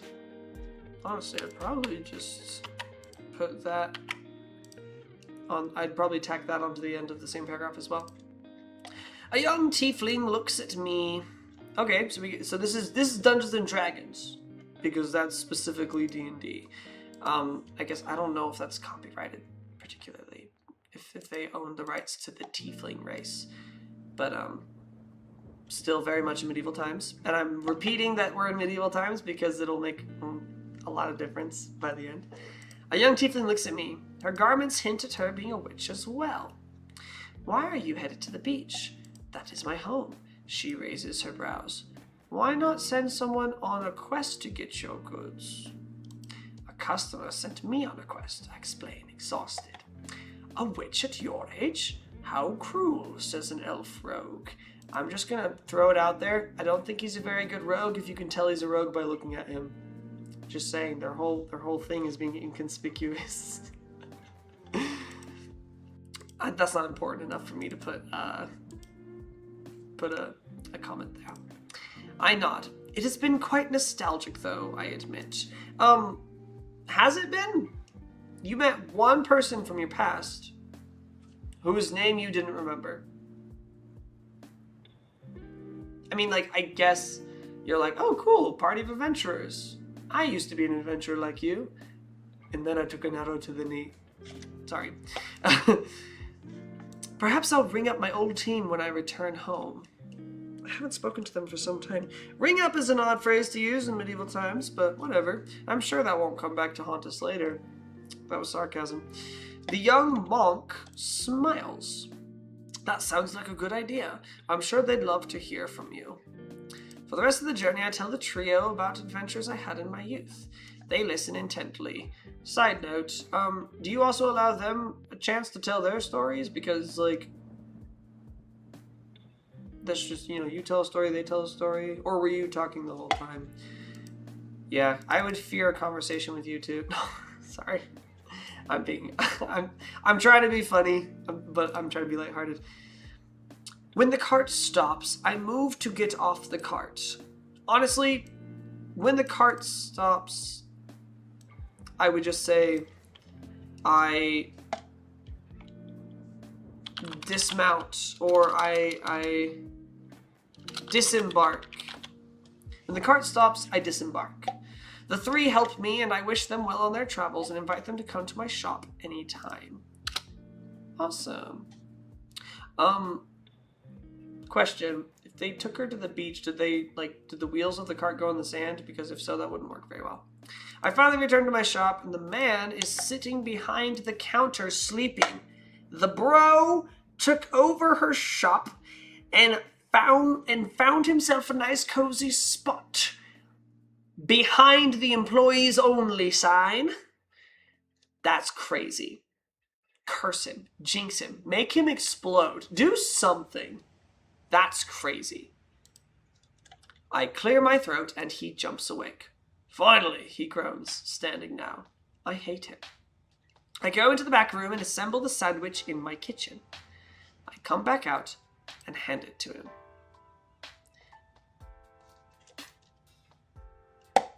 I have a note here. It says, he came asking if she sold sandwiches. He doesn't pay for this sandwich. He literally takes this sandwich and just leaves. He's not even paying for it. That's crazy. That's insane. He thanks me and takes a bite. His face turns sour. Typo here that I fixed. It's crunchy. Did you put sand in it? I look at him, unamused and dumbfounded. I'm a sandwich who lives on a beach. Sand lives on my skin and flows down my clothes.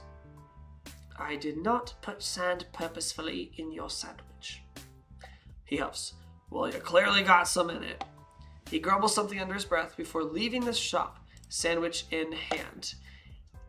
Follow-up question. Did this bro really think it was worth it to wait all day for some random woman to get him a sandwich? Like, did he not have anything better to do? He spent his entire day waiting at her shop because he said, go find me a sandwich and make me one.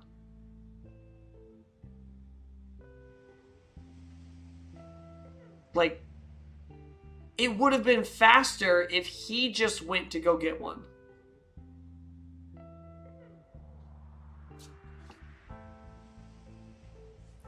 Bro's stupid. Oh my gosh.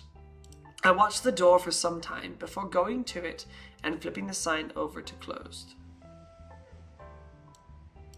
Going to, I think that's kind of a flat phrase. I don't think we need to say that. You could just say, I watched the door for some time before flipping the sign over to closed. You can just say that. I then go into the back and sit at my dining table. I grab my phone. What? What in the D&D just happened? Your phone? And dial a number. Dial a number. Now I understand what it said earlier. When she said, maybe I'll ring up my old team. Perhaps I'll ring up my old team when I return home. I grab my phone and dial a number. Traveling by cart. The tiefling, the elf, the witch. And she has a phone. Not only that, but her two other comrades have a phone. This would just lead me to assume that in this medieval world, everybody owns a phone. And at that point, my question is, why did Bro not just DoorDash his freaking sandwich? Anyway, when the calls are joined together, I smile. Hello, Jarmada Mefla. I have a quest for us. Tea in the mountains. Did she just magically force them? I'm just curious. I'm just curious because now she's given them a quest. Sounds like they don't have a choice. Anyway, thank you so much to Lizz for sharing your story. I definitely enjoyed the absurdity of the customer's request and the nonchalant attitude of the main character. I think overall the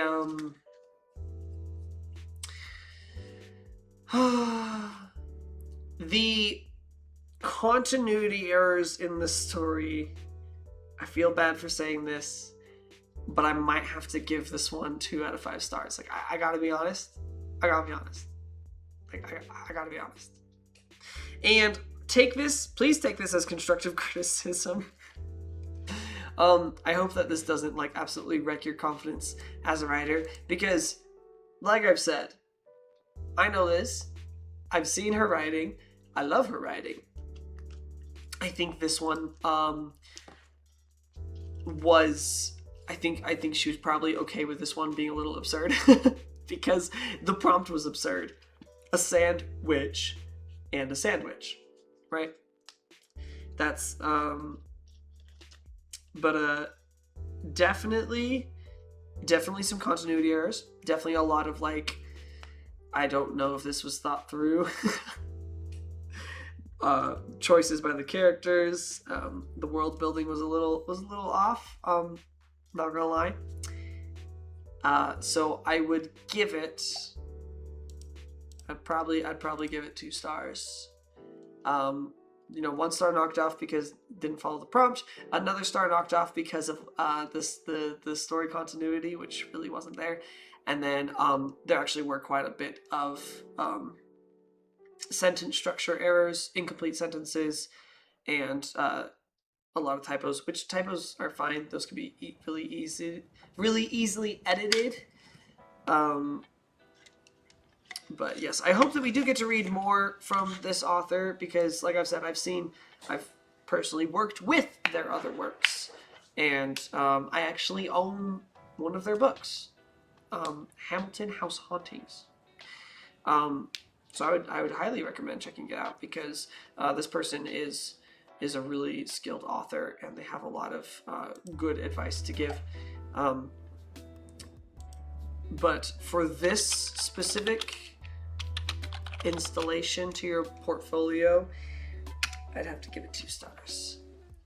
That's just, I don't know how to say that without being mean, but I feel like, because I also, like I've said, like, I know this person, I've been, like, on phone calls with them and such, I'm sure that, like, if she comes back and watches this section of my live show, she'll see and be like, yeah, that's valid. Like, she'll be able to, like, I bet most of the things that I pointed out were things that she didn't even think of. So just know that, just know that when you come on and watch this, that I love you very much. And like I said at the beginning, my purpose is not to demean or insult, just to provide the constructive criticism to say, ooh, you want to watch out for this, so that we can build and be better together. So thank you, everybody, for joining us for that one. This one is one of my favorite submissions that we got, because it's one of the most entertaining ones. You know, not gonna lie. Okay, we are on to our very last story. And then we're gonna vote. Nope, sorry, we already did this one. It's this one. This one was submitted by our friend Annie on the Discord server. She is one of our moderators. She is a skilled author working on her she's editing her book, which I believe she's preparing to publish very soon. We're very excited for that. And so we're gonna read her submission for the sandwich story. Starting off, many thousands of years. Oh, it looks like I only have a few comments here, so we'll see if that changes. Many thousands of years ago, I will suggest indenting. Ooh, hold on, I gotta be in suggesting mode. Oh, I'm so congested, I apologize. I'm actually gonna take a quick intermission for my own sanity. And we'll be right back to finish up. Thank you, everybody, for being here. Don't go anywhere.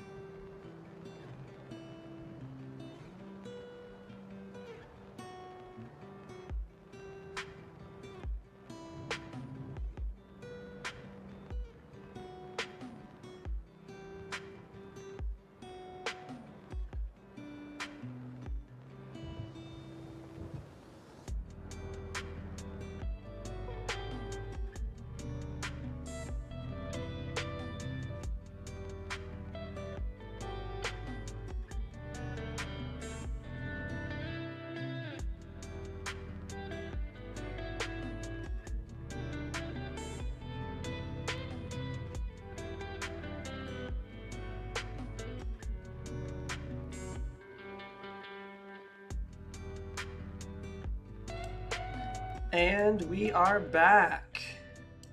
Let's get right into this final story that we have today.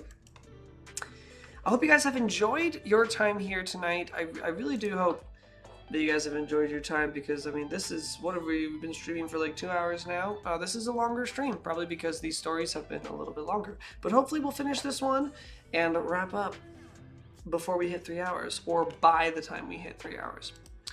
So, we're going to start off here. First thing is we definitely want to indent our paragraphs.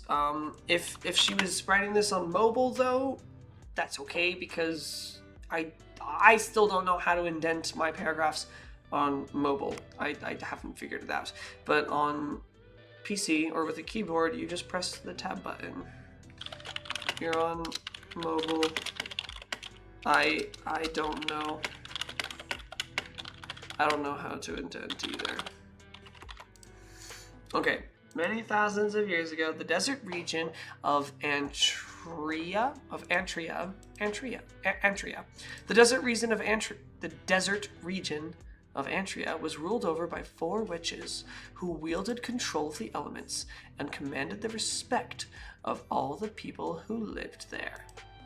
Solid opening. Solid opening. Definitely what we were talking about with like Avatar: The Last Airbender, you know, and then the Fire Nation attacked. But me either. How tab on phone? I don't know how to tab on phone. I don't know. Lucia was the matron of light, and even the sun itself seemed to bow to her. Her ethereal, actually I don't think you need this comma there, because you have and. Her ethereal flowing hair glowed brilliantly blonde at midday and faded to charcoal black in the evening. You also don't need the comma there because you have and. Faded to charcoal black in the evening. I love these descriptions. They're amazing. Her sister, Tierra. Oh, let me just guess. I'm gonna guess that it's Earth-based. Was known as the companion of all living things, both plant and animal. Okay, kind of, it's life-based, not Earth-based. Was known as, I like how Lucia is the matron of light though, because like, luz is light in Spanish, and like it has, depending on the language, I know that Lucia has like some connections to light. And then Tierra, I think it's closer to like earth or sand, which is where I thought it was going, because like terra, like earth. But Tierra was known as a companion of all living things, both plant and animal. She blessed them with food in the driest months and shelter from Lucia's sweltering rays. But while the witches of light and life coexisted amicably despite their differences, the same could not be said of their other sisters, Audrina, whose dominion was over water and rains, and Samira,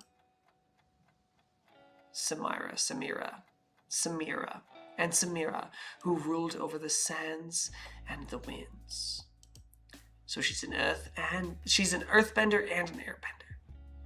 The two had once worked in tandem to keep the ecosystem alive and thriving, but Samira had soon realized that the people venerated and worshipped Audrina, while cursing her name for filling their homes with her coarse, unsavory welcome. Bro, this is My Little Pony. Again, I'm just joking. Like that's not an insult. I think it's funny because it reminds me of, what is it, like Celestia and Luna, the 2 princesses, where like one's the sun and one's the moon, and people go to sleep at night. So Luna was like, "What the freak, guys? Why aren't you like loving me as much as my sister?" And they're just like, "Bro, we just sleeping." Raging with jealousy, Samira set hexes upon her sister and cut off the rains for many moons. Yet the cursing towards her only grew, while the people prayed desperately to Audrina for moisture. I love this. This is wonderful. It was said she planned to destroy her sister entirely, which would have been no small task, offing an immortal witch. But Audrina was not one to give herself up so easily. And so the two battled mightily for years, stirring up sandstorms and howling gales. Yes, this is fantastic. No notes. Did I have a single note for this entire paragraph? I don't think I did. This is wonderful. This is awesome. Keep it up. Keep going. Sweet Peas is still here. I'm very glad. Thank you for sticking around. But at last, Audrina captured Samira and locked her in a fortress so deep beneath the ground that her powers had no effect there. The people rejoiced, and a great river... Oh, another comma that you don't need. The people rejoiced. I'm going to start that over. The people rejoiced, and a great river broke through the center of Antria. Whatever. filling the land with fertility and prosperity. The sandwich was vanquished, and all the words... Personally, I think I might have capitalized this if I were the one writing. It sounds like a proper title, but that's up to you. Yeah, I would capitalize sand and witch. I think it would just look better like that, because it's like she's not just a sandwich, she's the sandwich. I know about all those things because I'm hopefully going to finish your sentence. The sandwich was vanquished. No comma needed there. And all the world sang the praises of Audrina and drank freely from the wealth of her bosom. Question here. Question here. It sounds nice, but what happens to the winds and the sands? Do the winds not happen anymore? Do the winds not happen anymore? Do the sands go away? Does the earth quake with her tantrums deep underground or anything like that? I feel like there would be some consequence to getting rid of one of the 4 elements. Or to getting rid of the person who controls one of the 4 elements. Just my thought.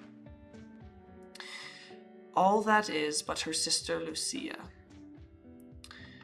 The Light Witch had begged her sisters to cease their warring.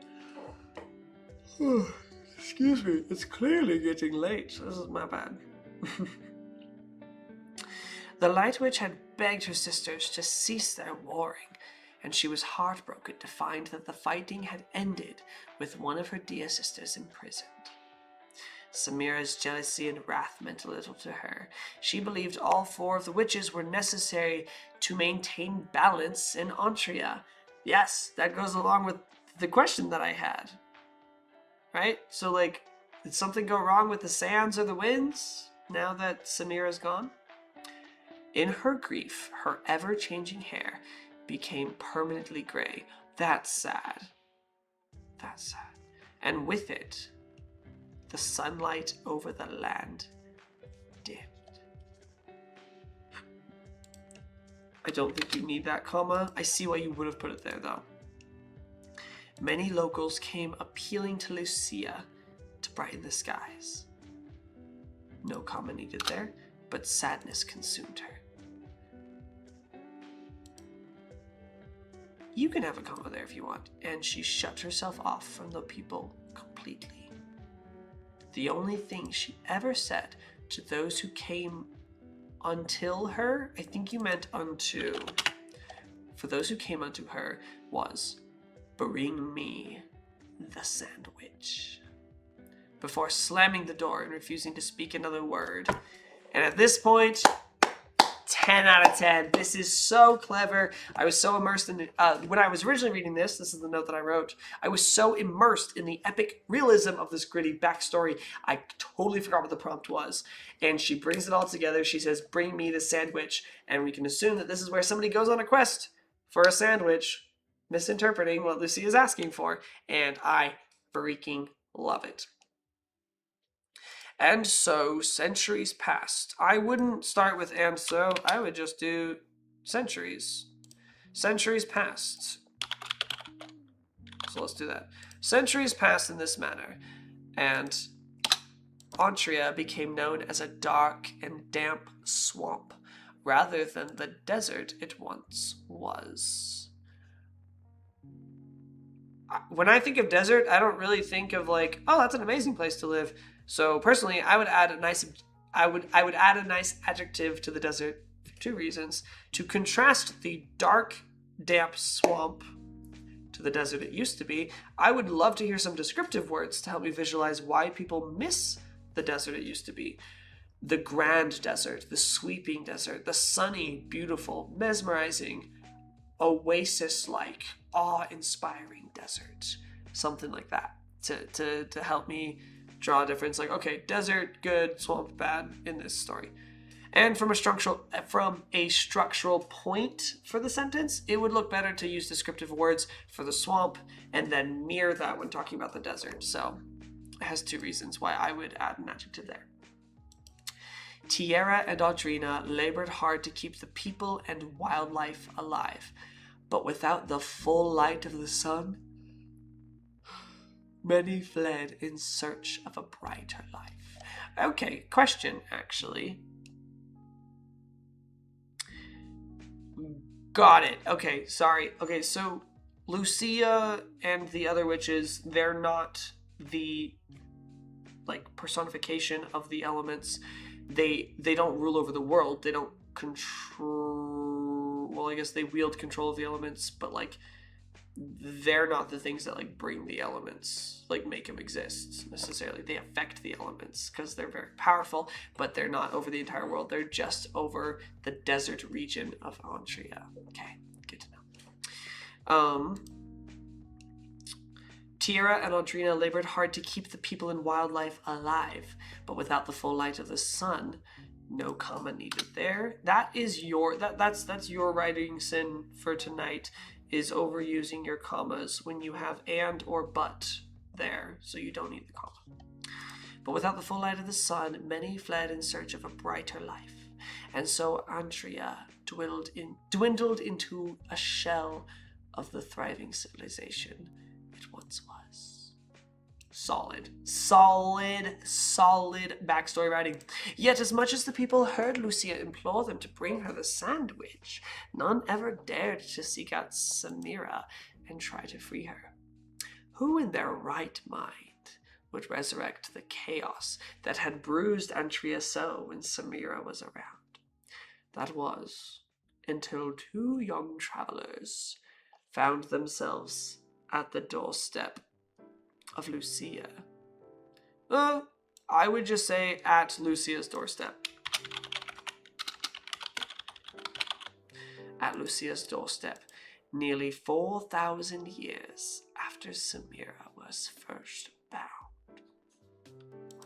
A boy and a girl, wearing matching cotton t-shirts and shorts made of denim. Also, here I would just say denim shorts. Had wandered away from the campsite where their classmates were staying.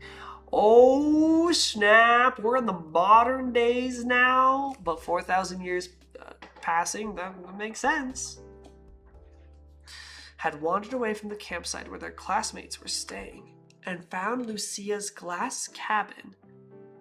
Wait, I must have missed that. Glass cabin? I must have missed that the first time. What does that mean?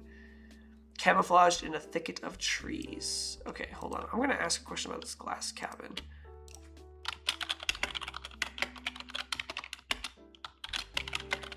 Not that anything's wrong with saying that there's a glass cabin. I'm just super intrigued. I'm like, what does that mean? A cabin made of glass. I want to know more about that. Camouflaged in a thicket of trees. Well, yeah, it's camouflaged. It's see-through. So you can't see it. It's invisible. The girl with freckles on her cheeks and two thick braids that hung by her ears. And the boy with wild green eyes and hair that was never quite tamed. Okay, so I was speaking before to you guys about how I like it when physical descriptions are brought about as soon as they become relevant to whatever's happening in the story and not just as an info dump, right? So I would say the first major thing I would suggest doing differently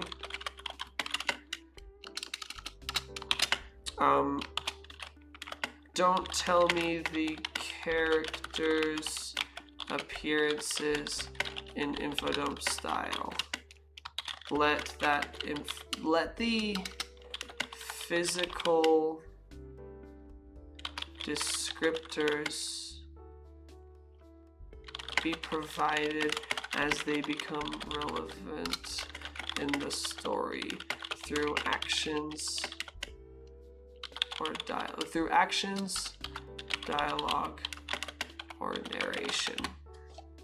Okay.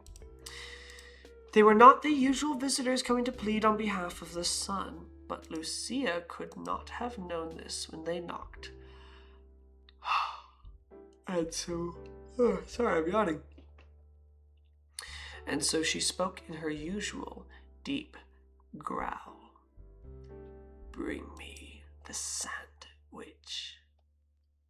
She did not even bother to open the door. She knew they could hear her. And like all the other travelers that came to her door, they would do nothing with her words, and balance would never be restored to Andrea. But there was something different about these two young people who approached her now. And the girl smiled slyly at the boy as a piece of cheese fell to his feet from between the two slices of bread he was holding. Oh, and that's a pretty solid starter. I'm gonna read the note that I wrote as I was done with it. I said, honestly, my first read through, I hardly had any notes. This is fantastic, which I'm not surprised by. Just a few suggestions and edits, nothing glaringly wrong at all. My only question is the time period, but you said 4,000 years, which more than makes up for a medieval age fast forwarding to a t-shirt age. Well done. Well done. And yeah, I think this is the one that I probably had the least amount of, maybe next to my fiance's, the one that I probably had like the least amount of notes for. I think it's a great setup. No glaring plot holes. A promising premise. A promising promise. Maybe. Who knows? But yeah, I mean, this is fantastic. Out of 5 stars, it deserves a 4 or 5. But I would say I like never give out 5 stars if I can help it, because if it has 5 stars, I want it to be like, oh, that is perfect. That is 100% no notes kind of a thing. Throbbing, thank you so much for coming into the chat. Hello and welcome. But if I give 5 stars, I want it to be like, I want to give 5 stars because it's like, dang, like that was perfect, right? There are a couple of things here. I would say if I were to knock off a heart for anything, I would knock off a heart just for the fact that this entire thing is info dump. And I think it's info dump done okay. I would say like it's still like done well. I'm not reading this being like, oh, this is such a boring info dump, but like, I would say that like, as far as a starter, it's amazing. I'm literally like hovering between 4 and 5, but I think I can't give a 5 because there are some things that I would say. The info dumping is particularly info dump like, specifically just right here with the character descriptions.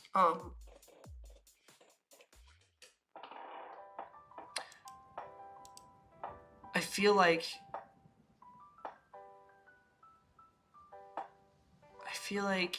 this whole section, like everything before the 2 young travelers show up is awesome prologue. The travelers showing up, I feel like would have been a good start to like chapter 1, and we actually get the 2 travelers who are like coming to, like we get it more of a scene and not info dumping, where the 2 travelers are coming to find Lucia's glass cabin. That's probably what I would have done differently. So I kind of want to give it a 4.52, but just because everybody else was working in whole numbers, I'm gonna give it the whole number of 4 hearts. And with that, we have completed all 6 of the story submissions that we got, and my back hurts so much. Okay, but overall, let's see, we got, okay, so the top 2 that were voted for were my fiance Jocelyn's stories, and my fiance Jocelyn's story and our friend Annie's story. They both got 4 hearts. And then Shiloh's story, which we read today, got 3 hearts. And then the initial sandwich story the shortest one that we read, and the Sandwich story. That was actually just like a full complete short story. Those both got 2 hearts. And then my sister's story, which was the most cursed of all, got 1 heart. And I will not rescind that. So we got 2 4s, 1 3. Sorry, 2 4s, 1 3, 2 2s, and 1 star. So it's time to take this to the Discord server. And we're gonna have a vote in both the Discord server and here in the chat. The top, let's see, let me type this out while I'm thinking out loud. So the ratings are in for the Sandwich stories. So I'd say, you know, Annie, Jocelyn, and then Shiloh got 3 hearts. Lizz got 2. And then Turtle got 2. And then my little sister got 1. So we're gonna, real quick, we're gonna copy this. 1 2 3 4. 1 2 3. 1 2 1 2. Okay.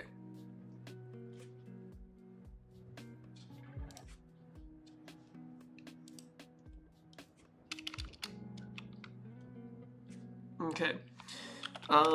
Final vote for the story we want, or for the starter we want to use for our pass along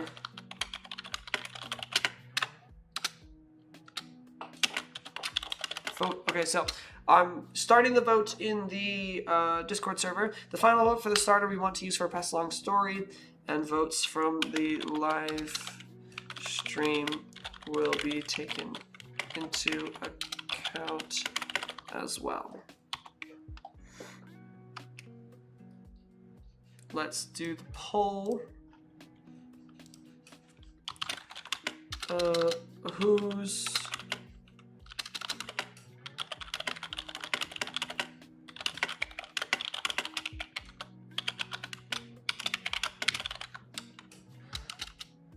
sandwich story pass along story? And there are 6 options because I'm letting everybody be an option. Annie, Jocelyn, Shiloh, Lizz, Turtle, and my little sister. And we will let this go on for a week. I will allow multiple answers, because why not? And we are posting the poll, and I'm going to tag writers, writing parties, and events, because why not? Okay, awesome. I don't know if there's anybody left in the chat who would vote. If you guys have a vote, please throw it in right now. And even if the stream ends and you want to throw it in after the stream ends, you know, go ahead and do that, because I'm ready to end the stream. I'm so freaking tired, as you might be able to tell. It's 11:30, so it's going on midnight right now. But thank you everybody so much for being here. I forget that the camera's right here. I see the chat and me right here, but you guys are right here. I hope you guys have a wonderful evening. Make sure to eat your banana pancakes. Vote in the chat, vote in the comments, vote on the Discord server if you're over there. And in the meantime, I hope everybody has a wonderful night. Remember, the world is a better place with you in it. And eat your banana pancakes. Have a good night. I love you all, and I need to get my outro music ready because it's not ready. This is the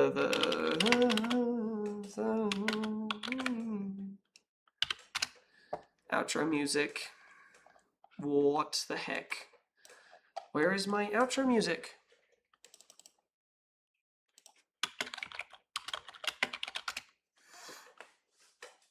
There it is. All right, well, thank you everybody so much. I just bumped my microphone again. Guys, that's so bad. That's so bad. Like, that must absolutely hurt your ears. Why? Why do I do that? Why do I do that? I got some more comments. What were the comments? I'd vote probably Annie, if not mine. Hold on, I have a question. If our story gets picked, can we fix what you suggested to edit before it's passed on? Absolutely. Yes, absolutely. Why did that pause, bro? Yeah, absolutely. I will encourage, like, hey, take a look at the edits if you want to fix anything, but it's up to you guys if and when you fix anything that I suggested. So I'm going to go ahead. I'm going to let our outro music play. Thank you, everybody. Mwah! We'll do somebody coming in, bacon, eggs, and cheese. Yo, I'm so excited for bacon, eggs, and cheese. I love you all. Thank you so much for being here. Have a good night. The world is a better place with each of you in it. And eat your banana pancakes. Mwah. Bye-bye. See you guys later. Mwah.